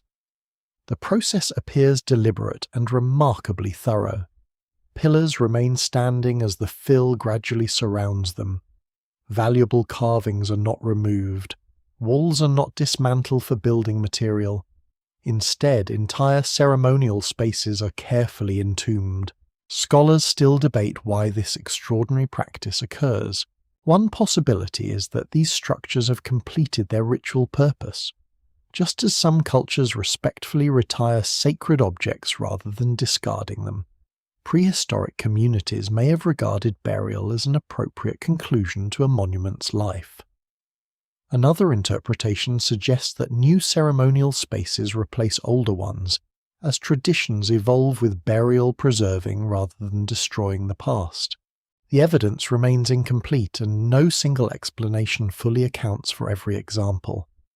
What is clear is that the burial of these structures requires an immense investment of labour. Filling a large stone enclosure demands thousands of basket loads of earth and debris. Such effort would hardly be necessary if simple abandonment were the goal. This deliberate concealment has an unexpected consequence. By sealing the monuments beneath protective layers of fill, the builders inadvertently preserve them for thousands of years. Weather cannot erode carvings hidden underground. Later farmers do not reuse buried pillars because they no longer know where they lie. Ironically, destruction becomes preservation. Within the fill itself, archaeologists recover a remarkable collection of clues. Animal bones appear in enormous quantities, representing species hunted across the surrounding landscape. Flint blades broken through use mix with fragments of grinding stones. Pieces of carved limestone lie beside ordinary household refuse. Tiny beads, pigment residues, and broken ornaments become trapped within the deposits. Each item offers a fleeting glimpse of daily life, yet their exact relationship to the buried monuments remains difficult to interpret. Were these simply discarded materials used as convenient fill, or did the objects possess symbolic significance during the burial process? The answer remains uncertain. Modern excavation techniques allow researchers to examine these deposits in astonishing detail. Every layer is documented before removal. Soil samples are collected for microscopic analysis. Pollen grains preserved within ancient sediments reconstruct vanished vegetation. Charcoal fragments reveal the types of wood burned in prehistoric fires. Even microscopic parasites preserved in ancient waste help scientists understand health conditions within the settlement. Archaeology has become far more than the recovery of spectacular artifacts. It now resembles forensic investigation on a monumental scale. One handful of soil may contain seeds revealing what people ate during a particular season. Another may preserve insect remains indicating whether grain storage suffered from infestation. Chemical analysis detects traces of animal fat absorbed into stone vessels thousands of years ago. DNA extracted from tiny bone fragments identifies species too damaged for traditional examination. Each scientific advance adds another layer to the city's story. Yet the overall picture often becomes more complicated rather than simpler. Consider the arrangement of buildings. In many ancient cities, public structures occupy obvious central positions while domestic neighborhoods spread outward around them. Here, however, the relationship between ceremonial and residential architecture is far less predictable. Some monumental spaces appear closely integrated with ordinary settlement areas. Others stand apart. Certain buildings undergo repeated renovation while neighboring structures are abandoned. This irregularity suggests that the community evolves gradually rather than following a rigid urban plan. Generations adapt the settlement according to changing needs, beliefs, and environmental conditions. The city is never truly finished. It remains in a constant state of becoming. Another puzzle emerges from the extraordinary craftsmanship displayed in certain carvings. Animals are depicted with remarkable confidence and anatomical accuracy. Muscles, claws, feathers, and scales are rendered in ways that demonstrate close observation of the natural world. Yet human figures are often highly stylized, reduced to simplified forms emphasizing posture rather than facial detail. Why this artistic contrast exists remains unclear. Some scholars argue that animals hold particular symbolic importance within the community's belief system. Others suggest that abstract human representations deliberately avoid depicting specific individuals. The evidence does not favor one explanation conclusively. One especially intriguing detail concerns unfinished work. At several prehistoric sites, archaeologists discover partially carved pillars abandoned before completion. Tool marks remain visible where sculptors stop working. Nearby quarries contain blocks only partly detached from the surrounding bedrock. These unfinished pieces offer rare insights into construction techniques, because they preserve the process itself rather than only its final result. The quarries reveal careful planning. Builders identify natural fractures within limestone outcrops before cutting narrow trenches around selected blocks. Stone hammers gradually separate the pillar from the bedrock. Wooden wedges inserted into cracks may help loosen the final attachment. Once freed, the enormous stones must somehow be transported to the construction site. Exactly how this transport is accomplished continues generating lively discussion. Experimental archaeology demonstrates that large teams using ropes, sledges, wooden rollers, where practical and carefully prepared pathways can move surprisingly heavy loads. Nevertheless, every successful transport represents a remarkable achievement in coordination and endurance. The landscape itself contains further mysteries. Geophysical surveys using ground-penetrating radar and magnetic imaging frequently reveal buried structures extending beyond areas already excavated. Entire neighborhoods remain hidden beneath later deposits. Some anomalies suggest additional monumental architecture awaiting excavation. Others may prove to be ordinary domestic buildings. This means that the visible ruins represent only a fraction of the original city. Every archaeological season uncovers new evidence while leaving much of the site untouched for future generations, equipped with even more advanced techniques. Excavation, after all, is irreversible. Once soil has been removed, it can never be replaced exactly as before. Responsible archaeologists therefore balance the desire for discovery against the need to preserve evidence for tomorrow's researchers. Perhaps the greatest mystery lies not in any single artifact, but in the remarkable absence of others. There are no written records explaining ceremonies, no inscriptions identify builders, no royal statues proclaim military victories, no administrative archives list taxes or grain deliveries. The silence is striking. Later civilizations speak constantly through writing.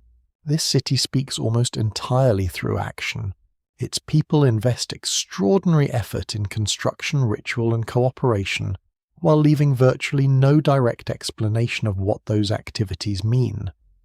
Modern researchers must reconstruct an entire worldview, from architecture, tools, bones, seeds, pigments, and the faintest traces of everyday existence. That silence invites imagination, but it also demands discipline. Unsupported theories regularly flourish wherever evidence is incomplete. Claims of lost advanced civilizations, mysterious visitors, or forgotten technologies capture public attention because they promise easy answers to difficult questions. Mainstream archaeology reaches a different conclusion. The city's achievements are indeed extraordinary, but they remain fully compatible with what skilled prehistoric communities could accomplish through patience, experience, and collective labor. If anything, the real story is even more impressive. Without writing, without metal machinery, without centralized empires, ordinary people create monuments that continue challenging modern understanding. They reshape landscapes, preserve traditions across generations, and deliberately bury parts of their own past in ways that still puzzle scientists more than 10,000 years later. Every excavation trench, therefore, becomes a conversation between two worlds. One belongs to archaeologists armed with satellite imagery, chemical analysis, and microscopic technology. The other belongs to anonymous builders whose greatest legacy is not a written explanation, but a city that refuses to surrender all of its secrets. Beneath every newly uncovered layer waits another mystery, reminding us that even after decades of research, the ancient city still holds far more beneath the earth than above it. By the time archaeologists begin piecing together the full scale of the ancient city, a quiet revolution is already taking place not within the ruins themselves, but inside universities, museums, and research institutes around the world. For more than a century, textbooks describe the birth of civilization as a fairly orderly progression. First come small bands of hunter-gatherers, then villages appear as agriculture develops. Surplus food supports population growth. Larger settlements produce political leaders, organized religion, monumental construction, and eventually cities with writing and government. It is a logical sequence. It is also far less complete than once believed. The discoveries emerging from some of the oldest settlements across the Near East do not overturn everything scholars know about early civilization. Agriculture remains enormously important. Population growth still matters. Permanent settlement remains one of history's great turning points. Yet the evidence increasingly suggests that these developments influence one another in far more complicated ways than earlier models assumed. Rather than following a single straight path, civilization resembles a braided river. Many channels separate, merge, and change direction before eventually flowing together. One of the first assumptions to be reconsidered concerns the relationship between farming and social complexity. For decades, it seems almost self-evident that large ceremonial centers could only appear after fully developed agriculture provides abundant food for specialized workers. Yet some of the oldest monumental structures seem to emerge during a period when communities are still heavily dependent upon hunting-gathering and only the earliest stages of plant management.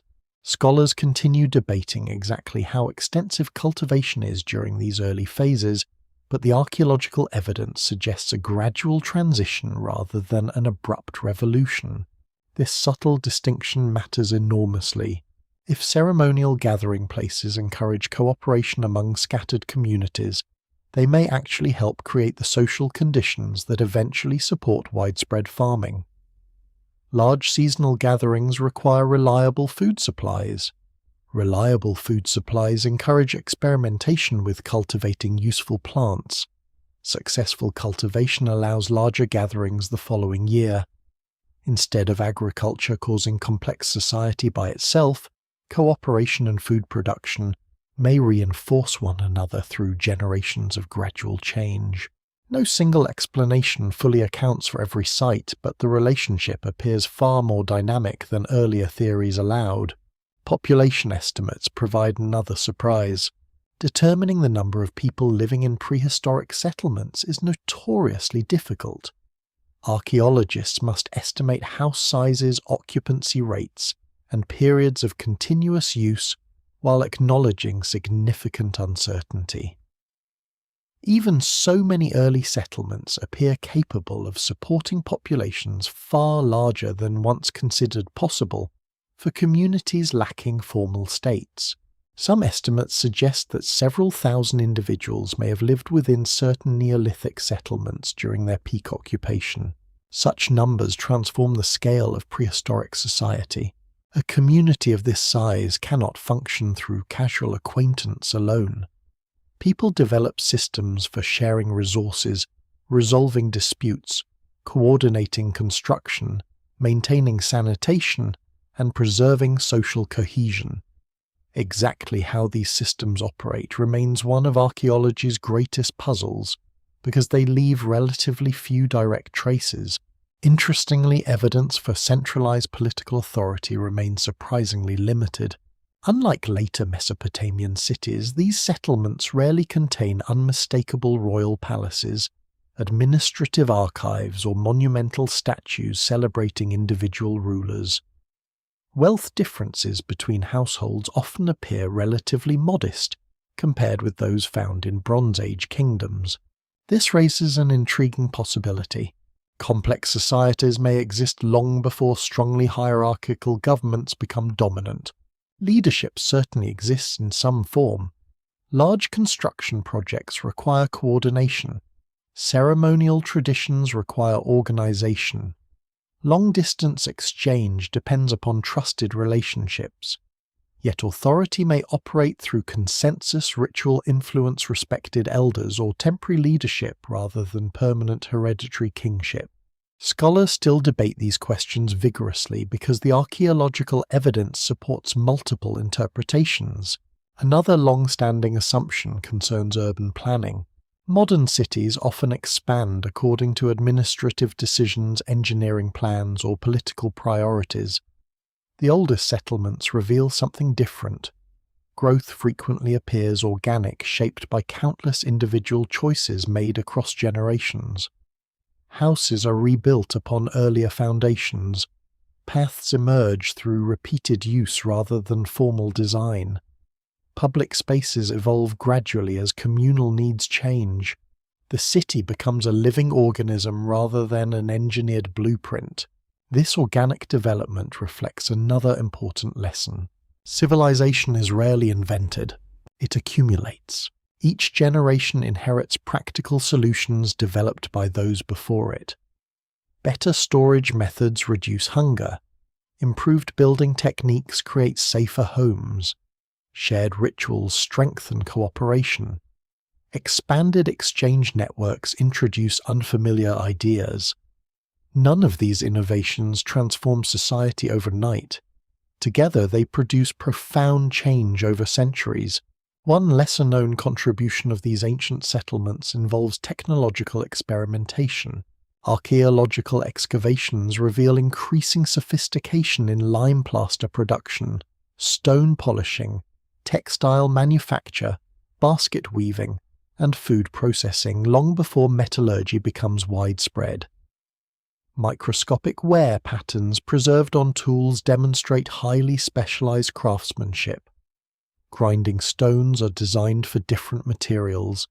Flint blades are shaped according to specific tasks. Bone implements display remarkable precision. Innovation proves continuous rather than episodic. The city also reshapes understanding of prehistoric health. For many years, larger settlements are assumed to represent straightforward improvements over mobile hunting and gathering. The archaeological record presents a more nuanced picture. Permanent communities provide greater food security in some respects, but introduce entirely new challenges. Living in close proximity allows infectious diseases to spread more easily. Dependence upon cultivated plants can reduce dietary diversity. Repeated physical labor associated with construction grinding grain and carrying heavy loads leaves characteristic marks on ancient skeletons. Studies of human remains reveal worn joints, healed fractures, dental problems, and occasional signs of nutritional stress. These people are not living in an idyllic golden age. They work intensely. They face environmental uncertainty. Infant mortality remains high. Medical knowledge is limited. Yet average life expectancy tells only part of the story. Communities also demonstrate remarkable resilience. Healed injuries indicate that seriously wounded individuals sometimes survive for years after accidents that would have been fatal without assistance. Elderly people continue living despite arthritis and other chronic conditions. Such evidence suggests sustained care within the community. Survival often depends upon cooperation extending beyond immediate economic usefulness. This social dimension may be one of the settlement's greatest achievements. Civilization is not measured solely by monuments. It is also measured by the willingness of people to support one another through hardship. Environmental studies further complicate earlier narratives. Pollen records, lake sediments, and isotopic analyses reveal that climate during the early Holocene remains highly variable. Periods of increased rainfall alternate with episodes of drought. Rivers change their courses, forests expand and contract. Human communities constantly adapt to conditions beyond their control. Rather than passively enduring these changes, they respond creatively. They diversify food sources. They strengthen exchange networks. They modify building techniques. They adjust seasonal activities. Flexibility becomes one of civilization's earlier survival strategies. Perhaps the most significant lesson emerging from the ancient city is psychological rather than technological. For thousands of years, historians instinctively search for beginnings. The first city, the first king, the first temple, the first farmer. The archaeological record repeatedly resists such neat categories. Instead of single moments of invention, it reveals long transitions filled with experimentation, failure, adaptation, and gradual success. Civilization does not suddenly appear like sunrise over an empty landscape. It resembles dawn itself, where light slowly spreads, until observers realize that night has already passed. The city older than the gods embodies this gradual transformation perfectly. Its people do not know they are living at the beginning of anything. They simply solve practical problems facing their own generation. They strengthen houses, they improve tools, they gather for ceremonies, they exchange goods with distant neighbors. They teach children what their parents teach them. Only thousands of years later does archaeology recognize that these ordinary decisions collectively reshape human history. No single monument accomplishes this transformation. No heroic founder deserves exclusive credit. Instead, civilization emerges through the accumulated efforts of anonymous individuals whose names vanish while their achievements endure beneath layers of earth. As researchers continue uncovering new evidence, one conclusion becomes increasingly difficult to avoid. The ancient city is not merely another archaeological site added to an already crowded map of prehistory. It is one of the places where humanity quietly discovers that cooperation, memory, and shared purpose can create societies far more sophisticated than anyone once imagined.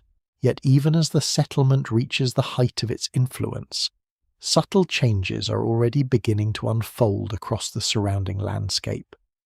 forces accumulating over generations, environmental, social, and economic, will gradually test the resilience of this remarkable community in ways its builders could never have anticipated. No city disappears in a single moment unless catastrophe strikes without warning. The archaeological record rarely supports such dramatic endings for the earlier settlements. Instead, decline often unfolds quietly, almost invisibly across generations. A family decides not to rebuild a damaged house. A familiar trade route becomes less reliable.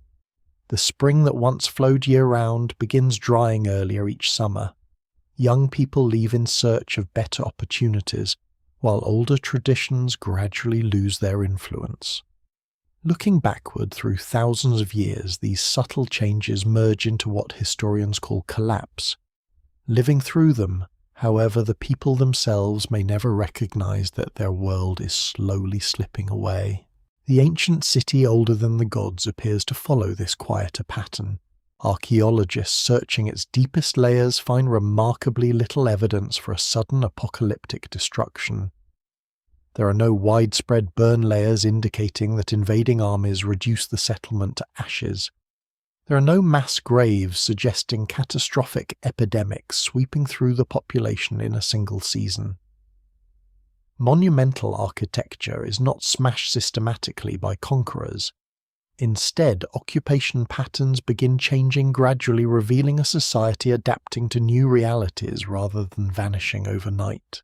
Exactly why this transformation occurs remains one of the most actively debated questions in prehistoric archaeology. Environmental change stands among the leading explanations. The climate of the early Holocene is generally warmer and more stable than the harsh conditions of the last ice age, yet stability does not mean permanence. Rainfall fluctuates across decades.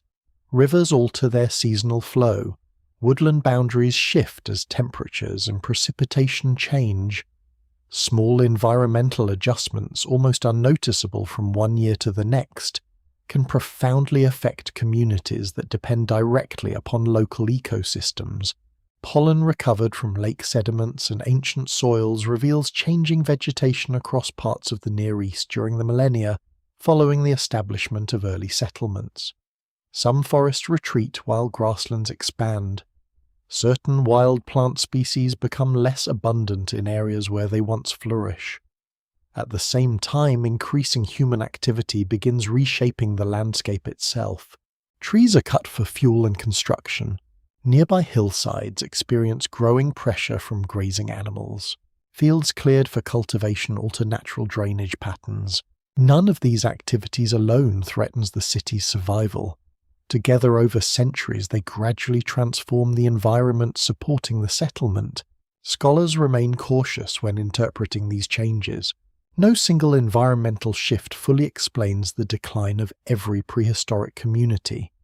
Some settlements flourish despite similar climatic conditions, while others are abandoned under apparently favorable circumstances. The evidence remains incomplete, encouraging archaeologists to view environmental stress as one factor among many rather than a universal answer. Agriculture introduces another layer of complexity. As cultivated crops become increasingly important, communities gain greater control over food production, but also become more vulnerable to agricultural failure. Hunter-gatherers relying upon diverse food sources can shift their attention when one resource becomes scarce. Farming communities often depend more heavily upon a smaller number of staple crops.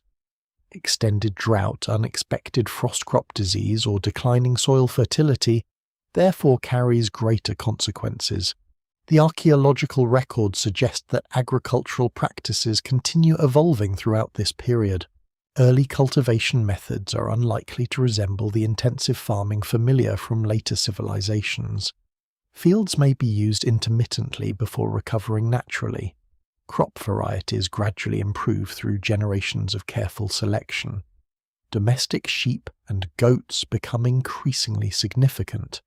Herd management changes seasonal movement patterns and influences surrounding vegetation. These developments provide important advantages. They also create new demands. Larger populations require more consistent food production. Greater food production requires more labour. Expanding fields place additional pressure upon nearby landscapes. Communities become increasingly invested in maintaining systems that grow steadily more complicated. Trade networks also undergo subtle transformation. For centuries, obsidian shells, pigments, and other valuable materials flow through extensive prehistoric exchange routes. Yet such networks depend upon trust mobility and stable relationships among neighbouring groups. Environmental changes affecting one region inevitably ripple outward across connected communities. If travel becomes more difficult or certain resources become scarce, exchange gradually weakens. Archaeologists occasionally observe changes in the quantity or origin of imported materials within later occupation layers. Obsidian from particular volcanic sources becomes less common. Decorative objects decline in frequency. These shifts may indicate changing trade routes, altered social relationships, or evolving cultural preferences. Again, certainty remains elusive. Material culture reflects many different processes simultaneously. Reduced imports do not necessarily signal economic collapse. Communities may simply develop alternative sources or adopt different priorities. Social organization itself may also change. Large ceremonial centers require considerable cooperation. Construction projects demand coordinated labor. Seasonal gatherings reinforce shared identity. Yet traditions are never static. New generations inherit rituals created by distant ancestors whose original meanings may already be fading. Religious practices evolve. Leadership structures adapt. Communities reorganize. Archaeological evidence suggests that some monumental spaces eventually lose their central role within settlement life. Certain ceremonial buildings are carefully buried while domestic occupation shifts toward different areas. These changes need not represent crisis. They may simply reflect evolving beliefs and social needs. Still, every transformation alters the city's character. The place that once draws people together from across the surrounding landscape gradually becomes something else. Demographic change may contribute as well. Population growth cannot continue indefinitely without corresponding increases in resources. As neighbouring regions become more densely settled, opportunities arise elsewhere. Younger families establish new communities closer to fertile land or emerging trade routes. Instead of concentrating within one increasingly crowded settlement, people disperse across a broader landscape. From the perspective of the ancient city, this slow migration appears as decline. From the perspective of the wider region, it represents expansion. Civilization is no longer confined to one remarkable location. Knowledge spreads outward with the people themselves. One fascinating clue supporting this possibility comes from similarities observed among later settlements. Architectural techniques first seen in early ceremonial centers begin appearing elsewhere. Agricultural knowledge expands into neighbouring valleys. Tool-making traditions spread across broader territories. Rather than disappearing completely, the city's cultural influence may simply become less geographically concentrated. This process resembles the growth of a tree. At first, all energy flows into a single trunk. Eventually, branches extend in every direction. The original trunk remains important, but its influence now reaches far beyond its own immediate form. Human health may also reflect changing conditions. Studies of skeletal remains from different occupation periods sometimes reveal shifts in diet, physical activity, and disease patterns. Increased dependence upon cultivated grains occasionally correlates with dental wear cavities and nutritional challenges. Dense populations facilitate the transmission of infectious illnesses previously uncommon among smaller mobile groups. These biological signals remind archaeologists that civilization carries costs alongside its achievements. Permanent settlement provides security, continuity, and cultural richness. It also introduces entirely new vulnerabilities. Perhaps the most important lesson emerging from the city's decline is that collapse rarely means complete disappearance. Popular imagination often envisions abandoned streets suddenly swallowed by silence. Reality is usually far more gradual. Families relocate, buildings fall into disrepair, old gathering places lose significance. Children grow up in neighbouring settlements rather than within the ancient centre itself. Generation after generation, the population diminishes until the once vibrant city becomes only one settlement among many, or eventually none at all. What survives in the archaeological record suggests precisely this slow fading. The city is not erased. It is transformed. Its greatest achievements continue influencing surrounding communities even as its own prominence declines. The builders who raise monumental pillars and carefully plaster ceremonial floors probably never imagine that their descendants will one day live elsewhere. They assume, as most people naturally do, that their community will endure indefinitely. Yet history repeatedly demonstrates that permanence is often an illusion. Every civilization, regardless of its sophistication, depends upon countless delicate balances. Climate, resources, cooperation, belief, memory. When those balances shift gradually over centuries, even the most extraordinary places begin changing in ways almost impossible for contemporaries to perceive.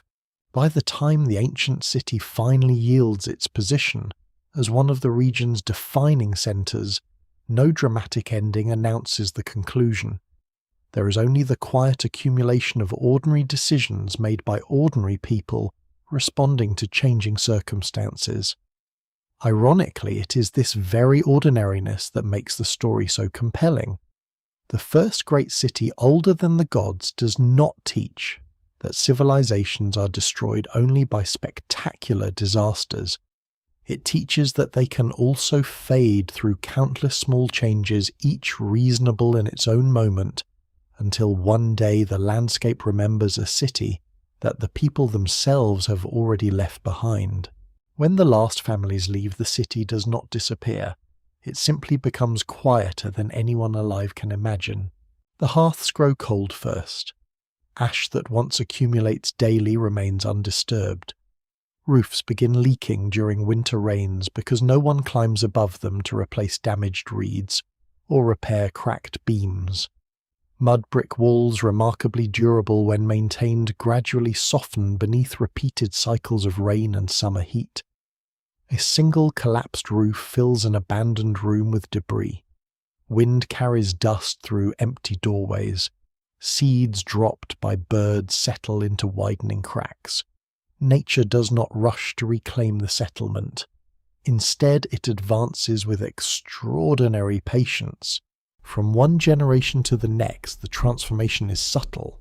A child returning years later might still recognize familiar buildings despite their neglect. A grandchild would notice entire neighborhoods beginning to crumble. By the time several centuries have passed, the outlines of streets become difficult to distinguish. Walls collapse inward, covering floors that once echoed with ordinary conversation. The city slowly buries itself beneath the remains of its own architecture. This process creates one of archaeology's greatest allies. Every fallen wall protects something beneath it. Broken roof beams seal household objects beneath layers of compacted earth. Plaster fragments preserve impressions of woven mats long since decayed. Pottery left on abandoned floors remains exactly where it falls because later disturbances are minimal. As more buildings collapse, each layer becomes a protective blanket over the one below. The ancient city enters a long sleep. Rain continues falling every winter. Summers remain hot and dry. Seasonal winds carry fine particles of dust across the abandoned landscape. Floodwaters occasionally deposit thin layers of silt along lower ground. Grasses establish themselves where courtyards once stand. Shrubs take root among broken stone foundations. Small animals dig burrows through collapsed walls, unintentionally mixing some archaeological layers while leaving others remarkably intact. Centuries pass without written notice. The remarkable aspect of prehistoric abandonment is that no historian records it. Later civilizations describe the destruction of famous capitals, celebrate victorious conquests, and lament fallen kingdoms. This city receives no such farewell because writing has not yet become part of human society when its story quietly concludes. There are no surviving chronicles announcing that the settlement has been deserted. There are no royal inscriptions mourning its decline. Silence becomes its final language.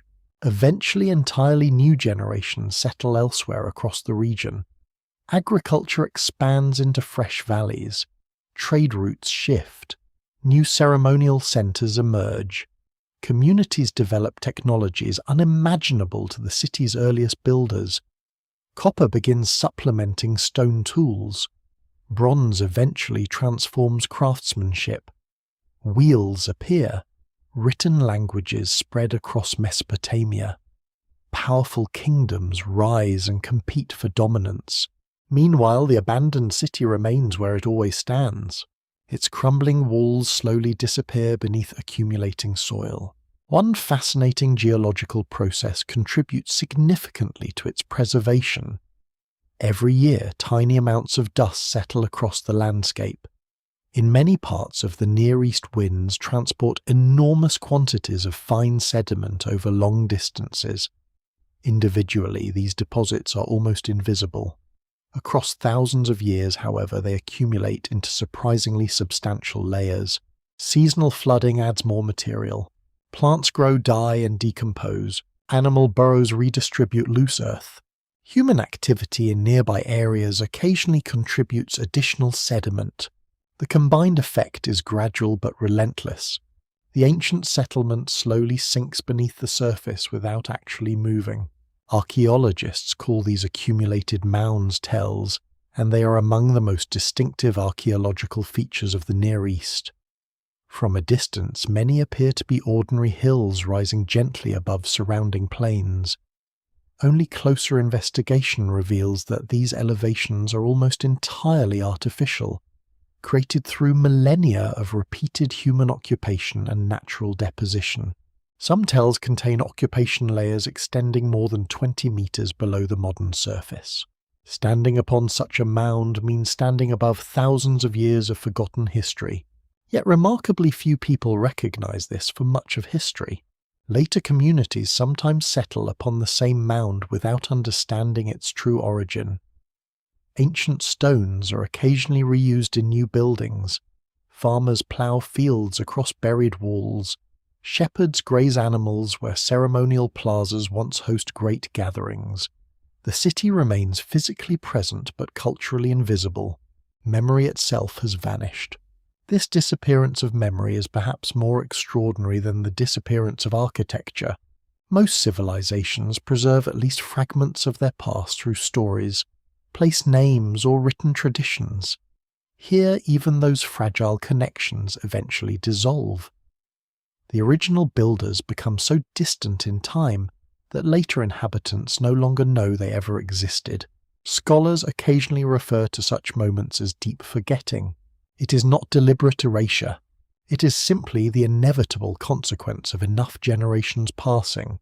Imagine a family telling stories about grandparents. Their children remember great-grandparents. Perhaps someone still recalls a great-great-grandparent through repeated family traditions. Continue this process across 400 generations. Almost every individual memory disappears. Only myths remain detached from actual names and events. The city experiences this same process on a monumental scale. Its builders are forgotten not because anyone wishes to erase them, but because human memory has natural limits. Ironically, forgetting becomes another form of preservation. Had later civilizations fully appreciated the significance of the ancient monuments beneath their feet, many structures might have been dismantled for building stone. Valuable sculptures could have been carried away. Foundations might have been quarried to construct new temples, palaces, or fortifications. Instead, ignorance leaves much of the buried city undisturbed. Nature guards what history forgets. One lesser-known detail illustrates just how effectively this protection works. In certain archaeological excavations, delicate footprints preserved in ancient plaster floors remain visible after more than 10,000 years. The impressions are so subtle that only careful excavation reveals them. A child crossing a damp floor before it fully dries. A worker carrying heavy materials during construction. Someone kneeling beside a wall while applying fresh plaster. These fleeting moments survive because the buildings collapse gently over them before later disturbance can erase their traces. Elsewhere, charred seeds remain sealed inside abandoned storage pits. Fragments of woven baskets survive only because unusual conditions exclude oxygen. Animal bones discarded after ordinary meals retain microscopic cut marks made by stone blades, whose makers vanished thousands of years earlier. Each discovery represents an accidental gift from time. The city also disappears visually. As centuries become millennia, its tallest walls collapse completely. Monumental structures once visible across the surrounding countryside sink beneath the growing mound. Travellers crossing the landscape see only a broad rise in the terrain. Nothing announces that beneath their feet lies one of humanity's earliest experiments in large-scale communal life. This concealment continues through extraordinary historical changes. The Sumerians established cities farther south. Egyptian pyramids rise beside the Nile. Bronze Age kingdoms flourish. Empires conquer one another repeatedly. Classical civilizations reshape the Mediterranean world. Rome expands and falls. Medieval kingdoms appear. Entire religions spread across continents. Through all of this, the ancient city remains asleep beneath layers of earth. No pilgrimages honor its builders. No monuments commemorate its achievements. No surviving map marks its location. The world moves forward while one of its oldest urban landscapes quietly waits. It waits through changing climates, shifting political borders, and countless human lifetimes, until a completely different civilization, equipped with archaeology, geology, chemistry, satellite imagery, and scientific curiosity, finally begins asking unusual questions about an otherwise ordinary hill. The people who first choose this fertile valley could never imagine such a future. They believe they are building for their own descendants. Instead, they unknowingly build for strangers living more than 10,000 years later. Those strangers will eventually peel away the layers of soil one careful centimetre at a time, revealing not merely forgotten buildings, but an entirely different understanding of how civilization begins. For now, however, the city belongs entirely to silence. Hidden beneath the earth, protected by time itself, it waits patiently while history unfolds above it, preserving secrets that no one yet realizes still exist. For thousands of years, the ancient city exists in plain sight without truly being seen. Travelers cross the landscape, farmers cultivate nearby fields, shepherds guide their flocks across gentle hillsides, and generations of local communities build their own lives around what appears to be an ordinary rise in the terrain. Nothing about the weathered mound immediately suggests that beneath its surface lie the remains of one of humanity's earliest experiments in large-scale communal life. Unlike the pyramids of Egypt or the towering ruins of classical cities, there are no soaring walls announcing its importance. Time has hidden its greatest achievement beneath layers of earth rather than above them. The rediscovery of such places begins not with dramatic revelation but with careful observation. During the 19th and early 20th centuries, archaeologists working across the Near East gradually realized that many seemingly natural hills are anything but natural. Their shape is often unusually symmetrical. Pottery fragments appear scattered across the surface after rainfall or ploughing. Eroded slopes reveal thin bands of ash stone and compacted soil, unlike ordinary geological formations. Each clue is subtle. Together they point towards something extraordinary. The earliest excavations are necessarily limited. Archaeology is still developing as a scientific discipline. Excavation methods that seem careful by the standards of the time later prove frustratingly incomplete. Some early investigators focus primarily on spectacular artifacts rather than the countless ordinary objects that modern researchers recognize as equally valuable. Precise recording techniques continue evolving. Even so, every trench opened into one of these ancient mounds reveals the same astonishing truth. The hill is made almost entirely by people. Layer after layer of occupation emerges beneath the excavator's tools. One house stands above another. Hearths overlap earlier hearths. Floors are rebuilt repeatedly. Walls belonging to different centuries intersect in complex patterns. Instead of a single ancient city frozen in time, archaeologists encounter thousands of years of continuous human activity compressed into a vertical archive. Few scientific experiences compare with excavating such a site. Every few centimeters downward represent decades or even centuries of history. A single excavation square may contain evidence from numerous generations separated by vast stretches of time. Removing one layer exposes another older world immediately beneath it. The work proceeds slowly because once evidence has been disturbed, it can never be restored exactly as before. Modern archaeology embraces this reality with extraordinary discipline. Gone are the days when excavation simply means digging until impressive treasures appear. Today's archaeologists record every context in meticulous detail. Soil color changes are documented. The precise location of every artifact is measured. Samples are collected for future laboratory analysis, even when no immediate testing is planned. High-resolution photography captures each stage before excavation continues. In many ways, archaeologists now remove information rather than objects. Every handful of earth contains data. A tiny charcoal fragment may eventually reveal the age of a building through radiocarbon dating. Microscopic pollen grains identify ancient vegetation. Animal bones reconstruct changing diets.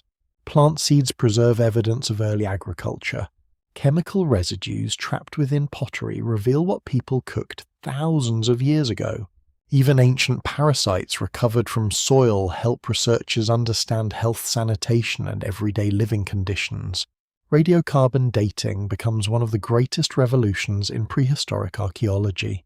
Before its development, estimating the age of the earlier settlements relies heavily upon comparisons with other archaeological sites. Such methods provide useful approximations but leave considerable uncertainty.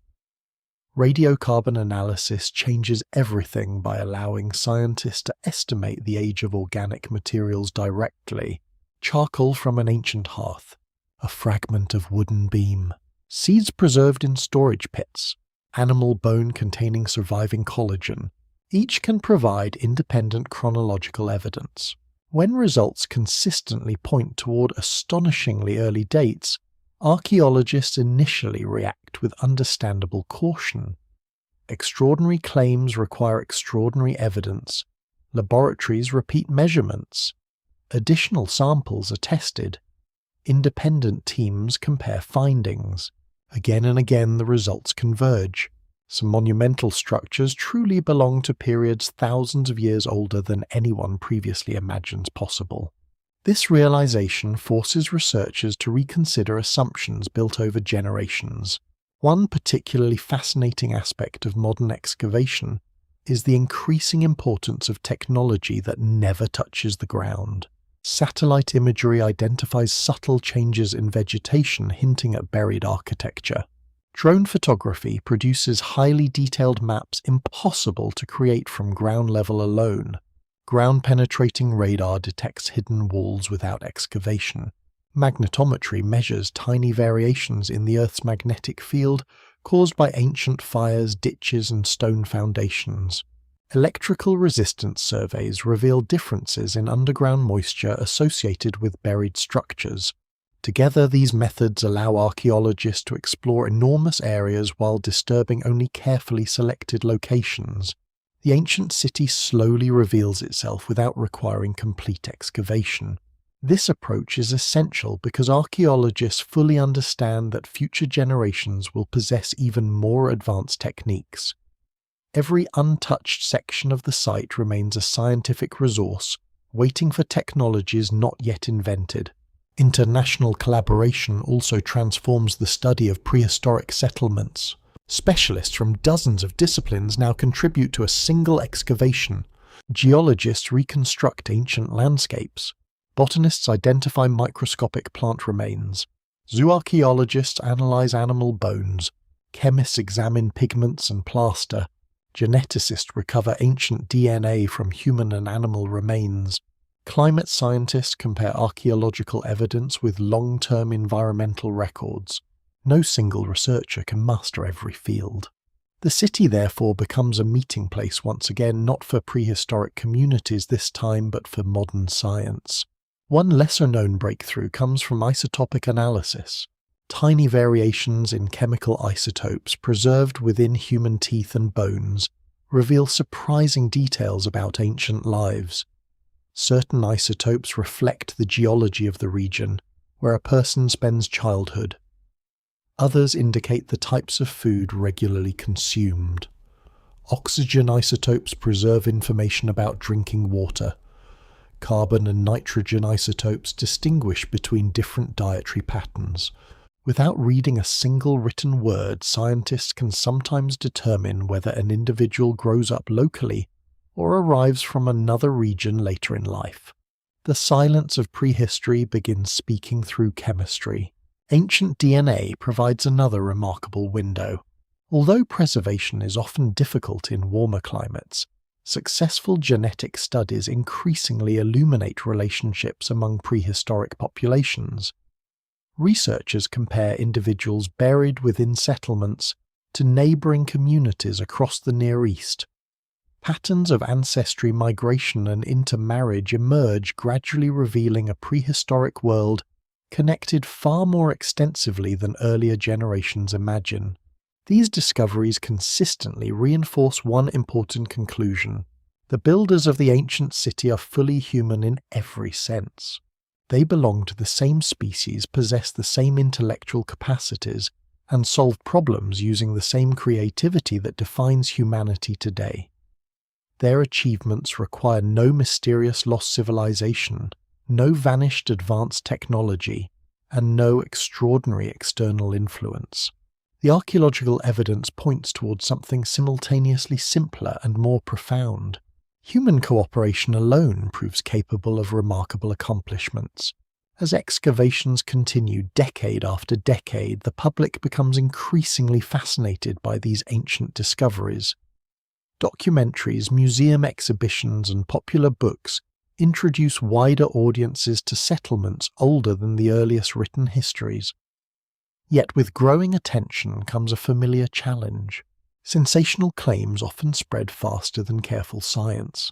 Unsupported theories suggest hidden civilizations possessing impossible knowledge or supernatural origins. Dramatic headlines promise to rewrite everything known about history overnight. Professional archaeologists respond more cautiously. The genuine discoveries are already astonishing. There is no need to exaggerate them. The evidence truly demonstrates that monumental architecture, complex social organization, extensive exchange networks, and sophisticated symbolic traditions appear earlier than many previous models predict. That achievement is extraordinary enough. Every excavation season adds another fragment to the puzzle. Sometimes a beautifully carved pillar emerges after thousands of years underground. Sometimes the most important discovery is a handful of charred seeds no larger than grains of sand. Sometimes an apparently insignificant stain in the soil marks the location of a long-vanished wooden post supporting a ceremonial roof. Piece by piece, the forgotten city returns not as a complete reconstruction, but as an increasingly detailed conversation between the ancient builders and the scientists patiently listening to the traces they leave behind. What began as an ordinary hill has become one of the world's greatest archaeological archives. Yet for every mystery solved, new questions continue emerging from the earth, ensuring that the city older than the gods remains as intellectually alive today as it is more than 10,000 years ago. The more completely the ancient city emerges from beneath the earth, the more vigorously scholars disagree about what it actually means. This disagreement is not a sign of failure. It is one of the defining strengths of archaeology. Every new discovery enters a long conversation shaped by evidence, interpretation, revision, and occasionally spirited debate. Unlike the popular image of archaeology as the search for definitive answers, the discipline often advances by refining better questions. The city older than the gods becomes one of those rare places that challenges assumptions across multiple fields at once. Archaeologists, anthropologists, historians, climatologists, and specialists in ancient religion all examine the same stones through different lenses. Their conclusions frequently overlap, yet important differences remain. One debate centers on the role of religion in the birth of civilization. For much of the 20th century, the dominant model suggests that agriculture creates food surpluses. Food surpluses create permanent settlements, and permanent settlements eventually support organized religion through specialized priesthoods. The earliest monumental ceremonial centers complicate that sequence. Some researchers argue that shared ritual gatherings actually encourage larger communities to cooperate long before agriculture becomes fully established. According to this interpretation, belief helps organize society rather than merely reflecting it. Others urge greater caution. They point out that agriculture and ritual almost certainly developed together over many centuries. Archaeological evidence rarely supports simple cause and effect relationships. Farming influences ceremonial life, while ceremonial traditions strengthen cooperation that benefits farming. The relationship is circular rather than linear. The evidence remains incomplete, but this more nuanced understanding has gained considerable support within mainstream scholarship. Another continuing debate concerns leadership. Who organizes the construction of monuments weighing several tons? Were powerful individuals already directing labor, or did communities cooperate through consensus without formal rulers? The archaeological record offers surprisingly few obvious signs of hereditary elites during the earliest phases. There are no unmistakable royal tombs overflowing with luxury goods. There are no palaces dominating the settlement. No written decrees announce the authority of kings. Some scholars therefore argue that prehistoric communities achieve remarkable coordination without rigid political hierarchies. Leadership may be temporary based upon experience, ritual knowledge, or practical skill rather than inherited power. Other researchers remain skeptical. Large-scale construction requires planning extending across months or even years. Someone must organize labor schedule, quarrying coordinate food supplies, and resolve disagreements. Even if authority differs from later monarchies, some form of leadership almost certainly exists. No single explanation fully accounts for every detail. The city continues resisting easy categorization. Perhaps the most controversial discussions occur outside academic archaeology altogether. Popular books, television programs, and internet videos frequently portray prehistoric monumental sites as evidence of forgotten super-civilizations possessing advanced technologies lost to history. Some propose that an immensely sophisticated culture flourishes before the end of the last ice age before disappearing in a catastrophic flood or other global disaster. These ideas attract enormous public attention. They also receive enormous scientific scrutiny. Mainstream archaeology reaches a different conclusion. The remarkable achievements of the ancient city do not require a vanished technologically advanced civilization. Every major architectural feature can be explained through techniques demonstrated experimentally using materials and tools available to prehistoric communities. Radiocarbon dating consistently places construction within the known development of Neolithic societies. Tool marks match stone implements recovered from the sites themselves. Perhaps most importantly, there is no archaeological evidence for the industrial technologies large-scale metallurgy writing systems or complex infrastructure that would be expected if such an advanced civilization had truly existed. This distinction is essential. Rejecting unsupported theories does not diminish the genuine achievements of prehistoric builders. If anything, it magnifies them. Ordinary human communities working together over generations prove capable of accomplishments once considered impossible for their time.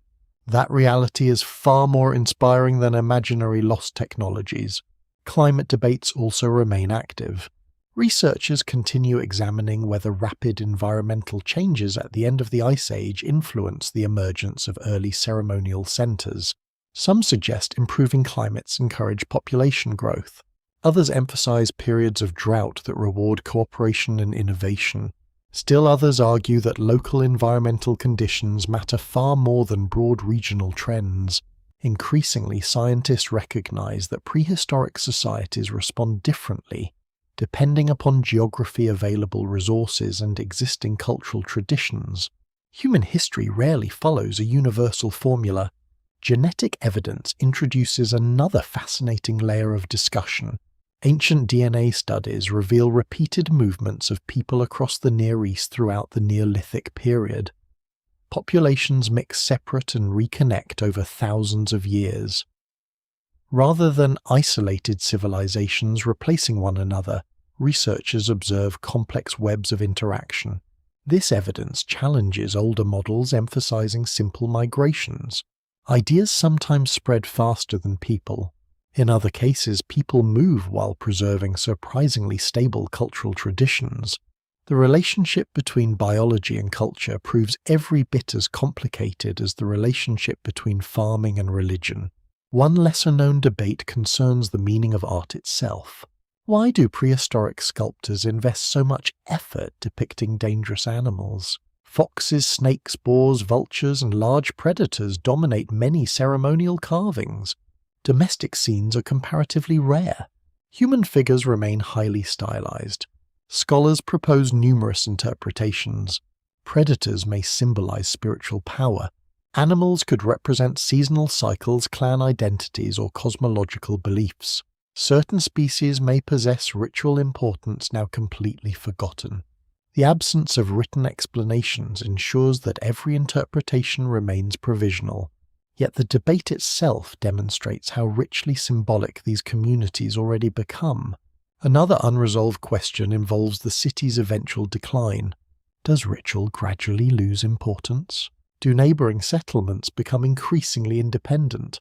Does environmental stress encourage population dispersal? Or do changing economic relationships quietly redirect human activity elsewhere? Each possibility finds support within portions of the archaeological record.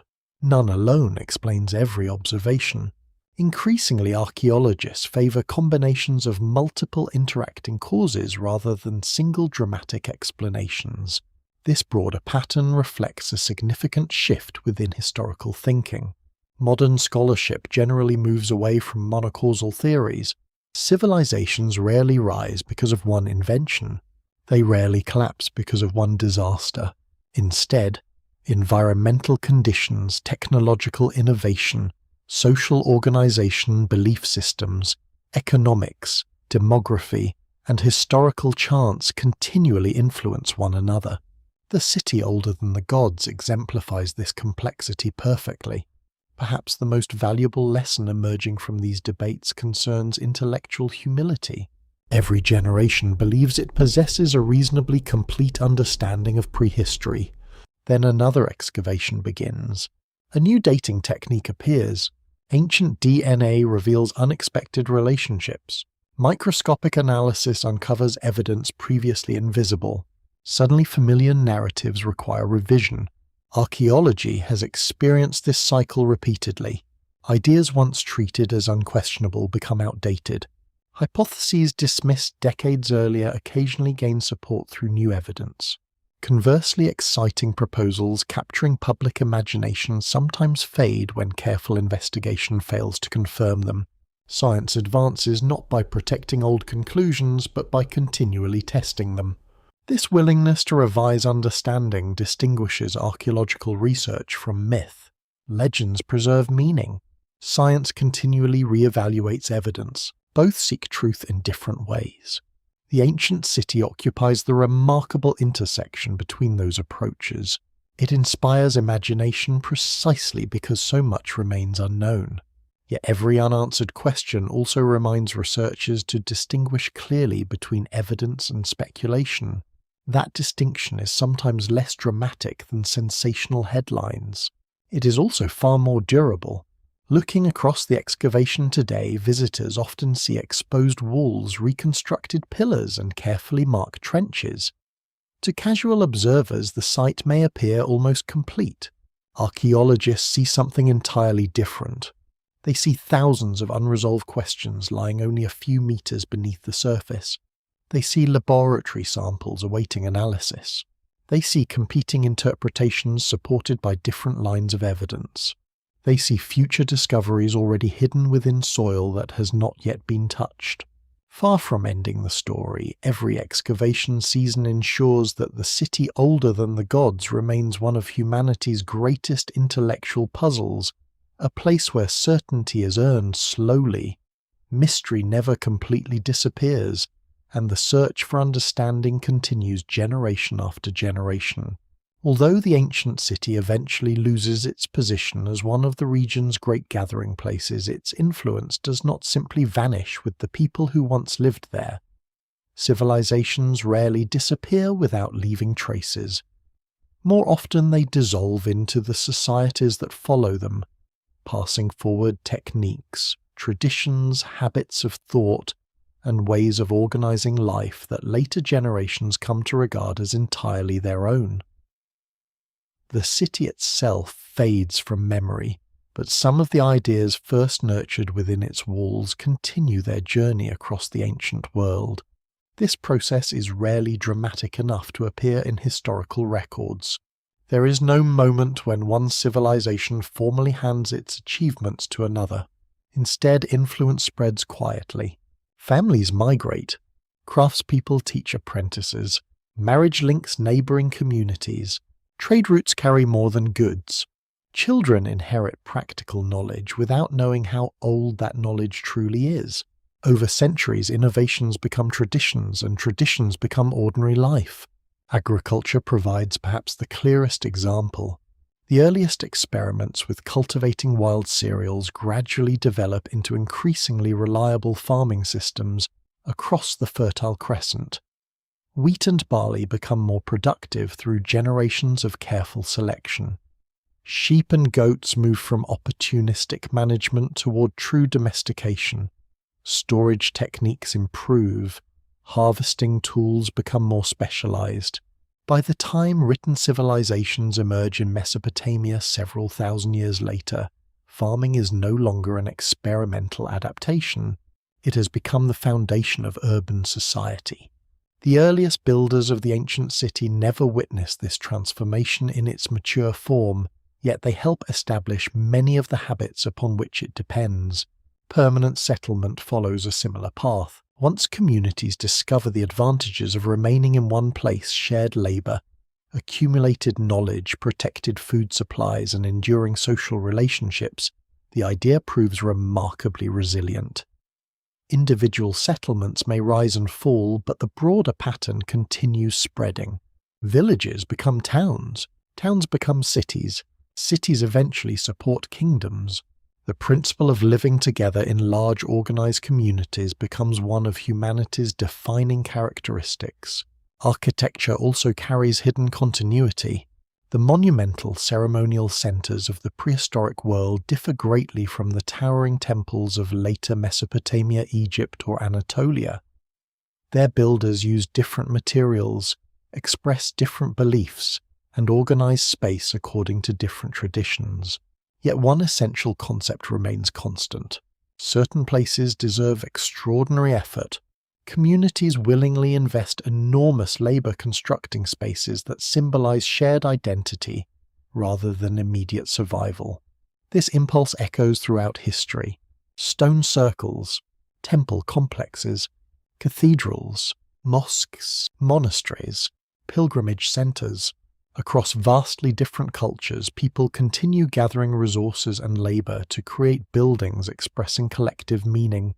The earliest ceremonial architecture demonstrates that this instinct emerges astonishingly early in human history.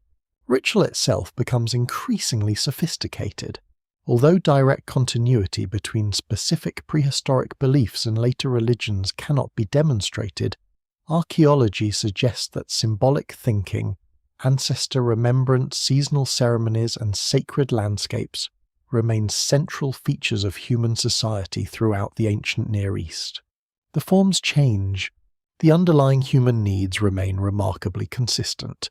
People continue marking births and deaths. They celebrate harvests. They seek explanations for natural disasters. They create stories linking communities to particular landscapes. The details evolve across thousands of years, but the search for meaning persists. Trade networks undergo even greater expansion. The informal exchanges connecting prehistoric communities eventually develop into organized commercial routes stretching across continents. Obsidian gives way to copper, tin, lapis lazuli, cedar timber, spices, textiles, and precious metals. Caravans replace seasonal foot travel. River transport becomes increasingly important. By the Bronze Age, merchants routinely travel distances that earlier generations scarcely imagine.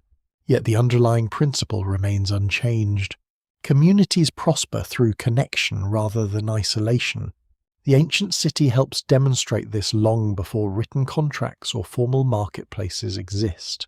Knowledge itself accumulates across generations. Stoneworking techniques improve. Building methods become increasingly refined. Food preservation advances. Textile production grows more efficient. No single invention transforms civilization. Instead, practical experience compounds gradually, much like interest accumulating over centuries. Each generation inherits more than material possessions. It inherits solutions to problems already solved. This cumulative knowledge may be civilization's greatest invention. One lesser-known continuity appears in the organization of communal labor. Archaeologists studying prehistoric construction repeatedly observe evidence of coordinated effort involving large groups of people.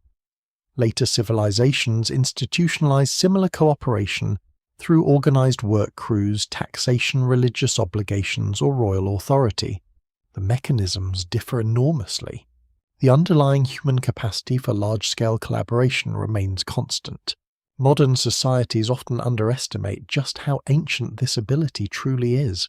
Another fascinating legacy concerns memory embedded within landscapes. Many sacred locations across the Near East continue attracting human attention through successive civilizations despite repeated cultural change. Springs remain holy. Hilltops retain ceremonial importance. Distinctive rock formations continue inspiring stories. Even when original meanings disappear entirely, particular places preserve unusual significance. Scholars still debate how much continuity exists between prehistoric ceremonial centers and later sacred landscapes. The evidence rarely permits direct connections. Nevertheless, repeated patterns encourage careful investigation. People seem remarkably reluctant to abandon places already invested with generations of symbolic meaning. Language itself changes beyond recognition. The builders of the ancient city speak tongues now permanently lost. Their words vanish completely. Yet concepts survive independently of vocabulary. Ideas about community, hospitality, shared labor, reciprocity, respect for ancestors, seasonal celebration. These social patterns need not remain tied to one particular language to endure across history. Perhaps the greatest legacy of the ancient city lies not in any specific tradition, but in demonstrating what human beings are capable of achieving together without centralized empires or advanced technology. This realization has influenced modern archaeology profoundly. Earlier generations sometimes assume that complexity requires powerful rulers directing passive populations. Increasing evidence suggests a richer picture. Communities can organize themselves in multiple ways. Cooperation does not always require kings. Innovation does not always originate within states. Monumental achievement does not always depend upon rigid hierarchy. Human societies prove astonishingly adaptable. The city becomes a reminder that there has never been only one path towards civilization. Different communities solve similar challenges through different combinations of environment, culture, belief, and experience. This diversity remains one of archaeology's most important discoveries. It also offers a valuable perspective on the present. Modern civilization often appears inevitable when viewed from within. Cities dominate landscapes. Agriculture feeds billions. Global trade connects continents. Written knowledge accumulates across generations. Standing amid the ruins of one of humanity's earliest urban experiments reveals how contingent every stage of that journey truly is. Nothing guarantees success. Every innovation depends upon countless earlier decisions. Every civilization rests upon foundations built by anonymous people whose names rarely survive. The builders of the ancient city never imagined themselves becoming subjects of scientific investigation 10,000 years later. They are concerned with immediate realities: repairing walls, gathering food, raising children, preparing ceremonies, maintaining relationships. Yet those ordinary activities collectively reshape the future. One generation teaches another. Small improvements accumulate. Communities expand. Knowledge spreads. History gradually accelerates. Looking across the broader arc of human development, it becomes increasingly difficult to separate beginnings from continuations. Where does agriculture truly begin? With the first cultivated field, or with generations of observing wild grasses? When does architecture become monumental? With the first massive pillar, or with countless earlier experiments in construction? When does civilization begin? With writing, cities, religion, trade? The ancient settlement quietly resists every simple answer. Instead, it reveals civilization as a long conversation extending across millennia. Each generation contributes a few new sentences. Most speakers are forgotten. The conversation itself continues. That enduring continuity may be the city's greatest inheritance. Long after its walls collapse and its name disappears, the habits of cooperation first refined within its neighborhoods continue shaping human societies in countless invisible ways. Every later civilization inherits not merely technologies or crops, but an expanding understanding that people working together can transform landscapes, preserve memory, and create communities capable of outlasting individual lifetimes. The city older than the gods may fade beneath the earth, but the human possibilities it helps reveal never truly disappear. They become woven into the long fabric of civilization itself, awaiting rediscovery whenever history looks deeply enough into its own forgotten beginnings. At the end of the journey, the greatest mystery surrounding the ancient city is no longer its age. Radiocarbon dating has established that some of its earliest phases belong to a world unimaginably distant from the first written histories. Geological studies have reconstructed the landscapes that surrounded it. Archaeologists have exposed houses, ceremonial spaces, workshops, storage rooms, quarries, and carefully buried monuments.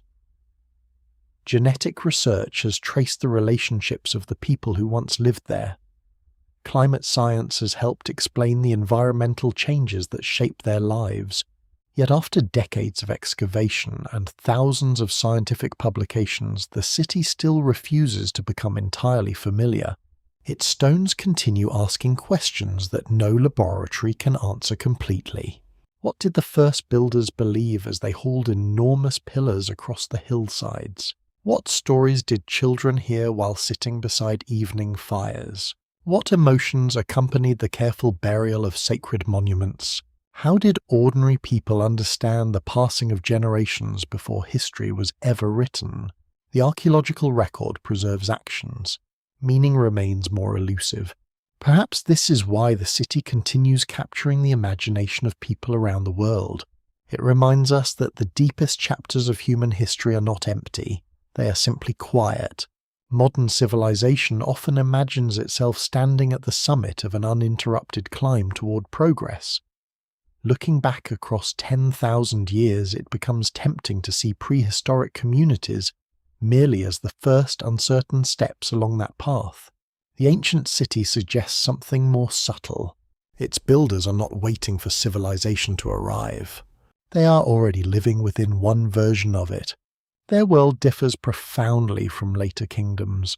There are no bronze swords carried by imperial armies, no royal palaces covered in inscriptions, no libris preserving written law, no monumental statues celebrating victorious rulers. Yet complexity already flourishes. Cooperation already transforms landscapes. Memory already shapes communities. Belief already inspires architecture capable of surviving millennia. Civilization, it turns out, does not begin with kings. It begins with relationships. Every wall raised by many hands, every harvest shared across families, every child taught skills accumulated over generations, every ceremony strengthening trust among neighbors. The city's greatest monument is not a pillar or a temple. It is the invisible network of cooperation that makes those achievements possible. This realization carries profound implications for understanding humanity itself. For most of our species' existence, people live in relatively small mobile groups. Then gradually something changes. Not our intelligence, not our biology. Those remain essentially the same. What changes is our capacity to organize ever larger communities while preserving enough trust to sustain them. The ancient city captures this transition at one of its earliest and most fascinating stages. Its builders do not possess modern science, yet they understand seasons with remarkable precision. They know stone intimately. They observe animal behavior closely. They master local plants through generations of experience. Knowledge exists everywhere within the settlement. It simply has not yet been written down. Perhaps that is one reason these people remain so easy to underestimate. Modern societies often equate literacy with intelligence. Archaeology repeatedly demonstrates otherwise. The absence of writing does not imply the absence of sophisticated thought. It merely changes how knowledge is preserved. Stories replace books. Demonstration replaces manuals. Memory replaces archives. Communities themselves become living libraries. One lesser-known observation from cognitive anthropology reinforces this perspective. In oral societies, individuals frequently develop astonishing capacities for remembering long sequences of information, because memory must perform functions later delegated to writing. Genealogies, seasonal calendars, ritual instructions, ecological knowledge, navigation routes, all can be preserved through carefully structured oral traditions extending across many generations. The builders of the ancient city almost certainly possess intellectual worlds far richer than the surviving material evidence alone can reveal. Their disappearance therefore represents more than the loss of buildings. It represents the loss of entire systems of understanding that leave only indirect traces behind. Even today, every excavation uncovers new surprises. A previously unknown building emerges beneath familiar architecture. Fresh radiocarbon dates slightly revise established chronologies. Ancient DNA reveals unexpected family relationships. Microscopic residues identify foods never before associated with the settlement. The city continues changing because knowledge continues growing. This ongoing process offers another valuable lesson. History is never completely finished. Every generation inherits the past. Every generation also reinterprets it using new questions and better evidence. The ancient city older than the gods has already transformed archaeological thinking several times. It may do so again. Some of the most important discoveries almost certainly remain buried. Others may already exist inside museum collections, waiting for analytical techniques not yet invented. Future researchers will almost certainly understand aspects of the site that remain invisible today. This uncertainty is not a weakness. It is the very reason scientific inquiry remains alive. Looking across the wider history of humanity, the city occupies a remarkable position. Behind it stretch hundreds of thousands of years during which human beings gradually spread across continents, adapting to deserts, forests, mountains, coastlines, and frozen landscapes. Ahead of it lie agriculture on an unprecedented scale, metallurgy, writing mathematics, astronomy empires, philosophy industry, electricity, spaceflight, and the digital age. The settlement stands almost exactly where one immense chapter begins giving way to another. It is a bridge between worlds, not because it contains every answer, because it preserves one of the earliest moments when human cooperation begins reshaping the future in ways that continue today. Standing upon the ancient mound now, the landscape appears peaceful. Grasses ripple beneath the wind. Birds circle above exposed stone walls. Archaeologists move carefully through excavation trenches with brushes, notebooks, cameras, and measuring instruments. Visitors walk quietly along wooden pathways suspended above foundations older than nearly every written tradition on Earth. Few places compress time so completely. Beneath a single step lie centuries stacked upon centuries. Children once laugh here. Builders strain against ropes hauling limestone pillars. Families prepare evening meals. Hunters return with fresh game. Craftspeople shape flint into blades so sharp they still astonish modern researchers. Ceremonies gather neighbours beneath towering stone monuments whose meanings are now largely forgotten. Then silence arrives. Then earth. Then 10,000 years. Finally curiosity. Perhaps that is the city's greatest gift. Not certainty, curiosity. It reminds us that history is vastly deeper than memory, that civilization begins long before famous names enter written records, and that anonymous communities can change the destiny of humanity as profoundly as the greatest emperors. Older than many gods later civilizations will worship, older than the first kingdoms that claim to rule the world, older even than the earliest surviving pages of history. The city still waits beneath the open sky, not asking to be worshipped or romanticized, but simply inviting careful attention. Its stones do not promise miraculous secrets. They offer something quieter, evidence that ordinary people working together across countless generations built foundations strong enough to support the entire long story of civilization that followed. Wind down. As evening settles across the ancient landscape, the sharp edges of the excavated stone soften beneath fading light. The wind moves through grasses that have grown over forgotten walls many times before carrying no memory of the people who once stood here, yet touching the same ground they walked. Somewhere beneath the earth remain rooms, still unopened pathways, still hidden, and traces of lives that have waited patiently through 10,000 years of changing seasons. The city no longer echoes with footsteps or ceremony. No smoke rises from its hearths. No voices gather beneath its pillars. Yet its silence is not empty. It is the silence of endurance of landscapes that continue existing long after individual generations have disappeared. The people themselves are gone, but the choices they make to settle, to build, to cooperate, to remember, continue flowing through every civilization that follows. Perhaps that is the deepest lesson these ruins offer. Human history is not carried only by kings' monuments or written chronicles. It is carried by ordinary communities willing to invest in a future they will never fully see. Stone by stone, season by season, they create something larger than themselves without ever knowing how far its influence will reach. As darkness settles over the valley once more, the ancient city returns to the quiet that has protected it for so long. The stars appear above the same hills that watched its first builders arrive, and they shine now upon archaeologists, travellers, and anyone willing to pause long enough to imagine the immense passage of time beneath their feet.